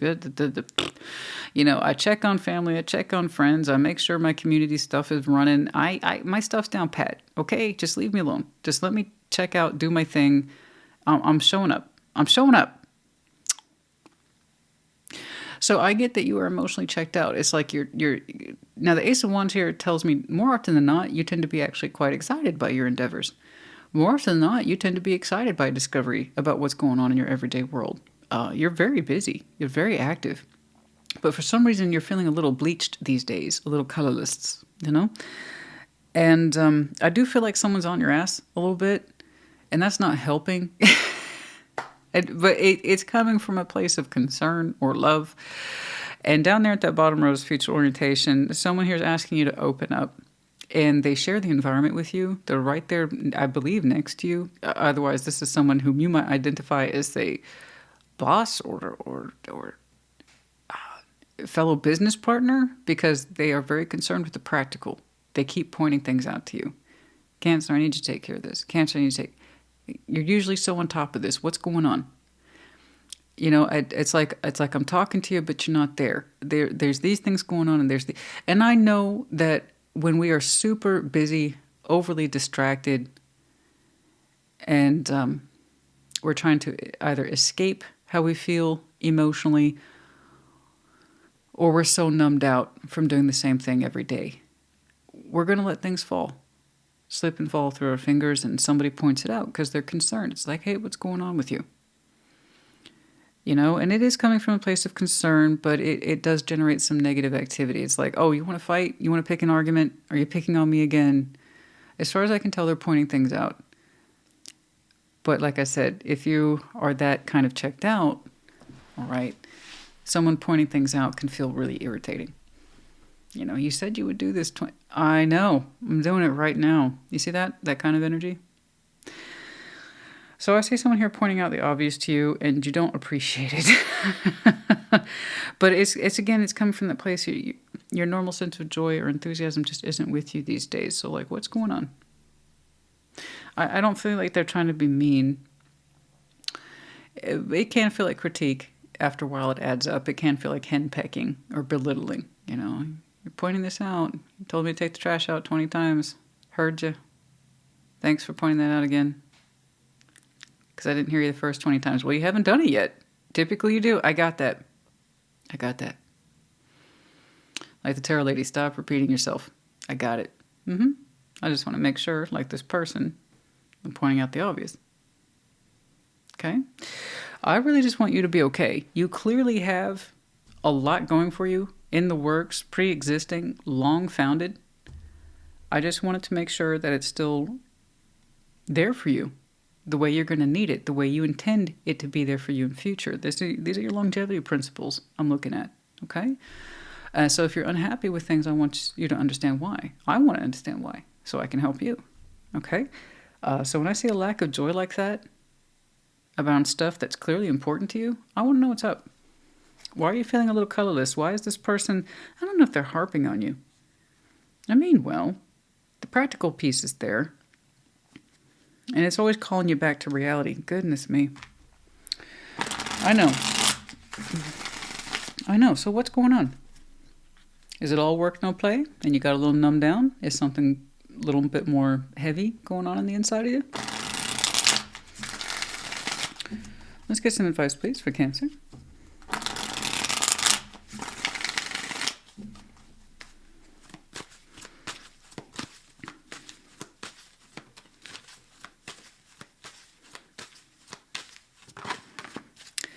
Ten of Wands, a heaviness, a strength, the will for, it's like same shit, different day. Like every day, it's the same bullshit. Every day, it's the same heaviness. Every day, I gotta be strong. Every day, I have to carry more than my fair share of responsibilities.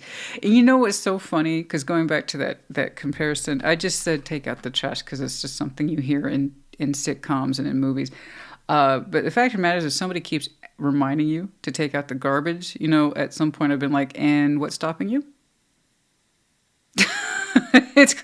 But it's kind of like clearly a reminder of, you know, of pulling you back into reality. That was the greater context of it. But I am telling you, if somebody keeps pointing out the same thing and it's quite minor, it's kind of like, and you can't do it because maybe you understand I need a break. Maybe you understand you can lift the trash out once for me. Something like that. I'm just saying because I do get that energy and how it can be quite annoying after a while. But I still insist I think it means well. Anyway, from your point of view, it's like every day's the same. Every day's the same. And I get to carry all the responsibility. It's good to be me. Or what's going on? Where's that coming from? You built this. You built all this stuff, honey. The 8-10. I mean, if there's that sense of resentment over time of always having to do everything, did you set it up that way? Is that how you wanted it? Like, I don't understand, because that's a lot of activity, and you generated a great deal of it. You used to be enthusiastic about it. It used to be a source of pride and energy. Where is this coming from? Two of Swords, Queen of Pentacles, King of Pentacles. Yeah, this is one of those where I was like, I'm looking at something that runs deeper. I know I am. And I don't have that kind of time. We're not doing in-depth, so I apologize. I would love to give this more of my attention. I really would. That same person who gently pokes and prods sometimes isn't always so gentle. Definitely repetitive. Can't blame me for getting a little irritated with that. 10 of Swords and the King, Queen of Pentacles. You're like, it's supposed to be equal, right? This is us talking. It's supposed to be equal. Then why do I feel like after, so many years have passed, ye old wheel of fortune, the heaviness is still on me? We're supposed to be equals, right? Why do I feel like I carry all this shit and you don't? You're supposed to have the same practical skills as I do. As the King, Queen of Pentacles, they share that frequency of, all for one, one for all. This is what we're doing it for. You and me equally in terms of contribution. And it's not just about earning the money. It's anything that requires time, energy, and effort, physical labors, who does what and why and when and where and how. So it's fairly comprehensive. Yes, I grant you, you have a lot here. And someone points the reality back to you in a way that I thought was responsible. And it seems that way. But from your point of view, it's like I've been questioning this sense of equal these days. It doesn't feel so equal. Whereas before I used to be happy to take it all on, and now I'm kind of resentful that I take it all on. They don't help enough. They don't step up enough. Okay, so that kind of goes back to that point I was trying to make. If you set all this up and you said that you could run the majority of it, at what point did you recognize the responsibilities and how important were they to you, and have they maintained them, decreased them? Because we know they haven't increased them, but have they stayed the same? Or have they decreased their efforts? Because you're like, I don't quite understand what it is they do. Okay? So are they honoring the agreement, their side, what they're bringing to the table? Or is their contribution devalued over time because you realize how much this has taken a toll on you and you would like to rearrange things? Go back and look at that contract. Negotiate a little better. You know what? I used to think I could do all this, but time is bad. And I'm a little tired. I'm a little exhausted. You seem to be okay. You seem to be perfectly capable of helping a little more. Do you think maybe instead of assuming to ask me to take out the trash, when it gets full, maybe you do it? It's kind of because, no, I'm sorry. Because I think you're making a good point. It's just you have to keep in mind you helped establish what this was from the beginning. So if it's time to redefine the boundaries in that sense of help and equal contribution and responsibilities, then you have an obligation to say so. My energy is not like it used to be. I can tell some of you have a lot of pride. Strength, 10 of Wands. I told you, you can use that. How many times have I said it, guys? You can use it to push things away or pull it towards you. And you can use pride in the same way. I can carry all this. My responsibility. And now you can use strength to be like, I don't want to carry all this. You're supposed to be my partner, right? All's is fairsies. How about you take on a little more? And I want to give you this. I want you to feel like you can have this and that you can take this on and help. You know? Think about it. Anyway, you're questioning their sense of practicality or usefulness. You're like, I've made mine clear. So do I blame you for being a little checked out, a little jaded, a little cynical from having to carry it all? No. Do I think you largely established it that way? But that doesn't mean you can't go back and redefine your two's contract or way of living or sense of responsibilities. Okay? That's still very much with you. The thing about long-term partnerships is that they should always be open to renegotiation. If you think things are set in stone, That's ridiculous. People shift, they change. Your energy shifts and change as you've seen for yourself. Okay, and that's if you identify. All right. Cycles complete. It is time for change. So I don't know if this is necessarily a complete cycle. Didn't see nearly enough evidence of that. But there is an opportunity here for change. You don't have to assume to carry everything and to do everything and be everything to everybody everywhere at any given time. Yeah, that's going to lead to emotional burnout. What starts out as I can do it. Storm, unexpected, kind of set up. Either way, it's a little bit of the Tower. We could have some shocking insight, revelation, truth. You may not be there just yet. Okay. Like I said, that's in you. It might be in you. I just don't want it to get into a point where it blows up out of proportion, which it could do. So this could be something that's easily discussed and thought about well ahead of time. Okay. And secret admirers in the reverse. Okay. Secret admirer in that context of being in the upright, that's already taken off the table. It's in the reverse. It's no secret to you that you might have lost a little admiration for this situation or person. So in order to recapture that, let them have the opportunity to take on more to help you. And it might help you see them with different eyes. Because, honey, you set the precedent for doing a lot and being a lot. So maybe now it's their turn to pick up a little more for you. And that way you can admire them more again in your eyes and you don't have to question their purpose or practicality so much. Okay? That's enough of that. All right. Don't always need to use all the oracles, but I'm going to go ahead and take some from these. Oh. Unity. I know, you're supposed to be together. It's supposed to be equal. 34. A time of divine understanding, renewal, peace, and hope. Okay? You radiate and attract great love. There is a possibility for renewal here, and you two to renegotiate your terms. I know, you made it look like a very practical function, but there's more to it than that, obviously. All right, Psalms. Okay, two G's. G, G, H, and J. And then we have the fox. Yeah. Cunning, smart, clever. I bet you know how to make things happen, and you can do things quickly and quietly. But you're smart, okay? Figure this out. Give it some more space. Give yourself some more space. And don't let this become a Tower moment where, you know what?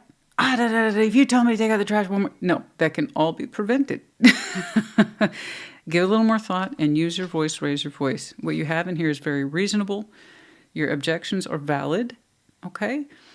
And the history is the history is the history. It's where you are today that counts, and we need to include our partner in on this. Otherwise, are they really our partner? Come on now. All right, Cancer. At the end of the day, I hope this helps you. Put it in the comments. Take care. Be well.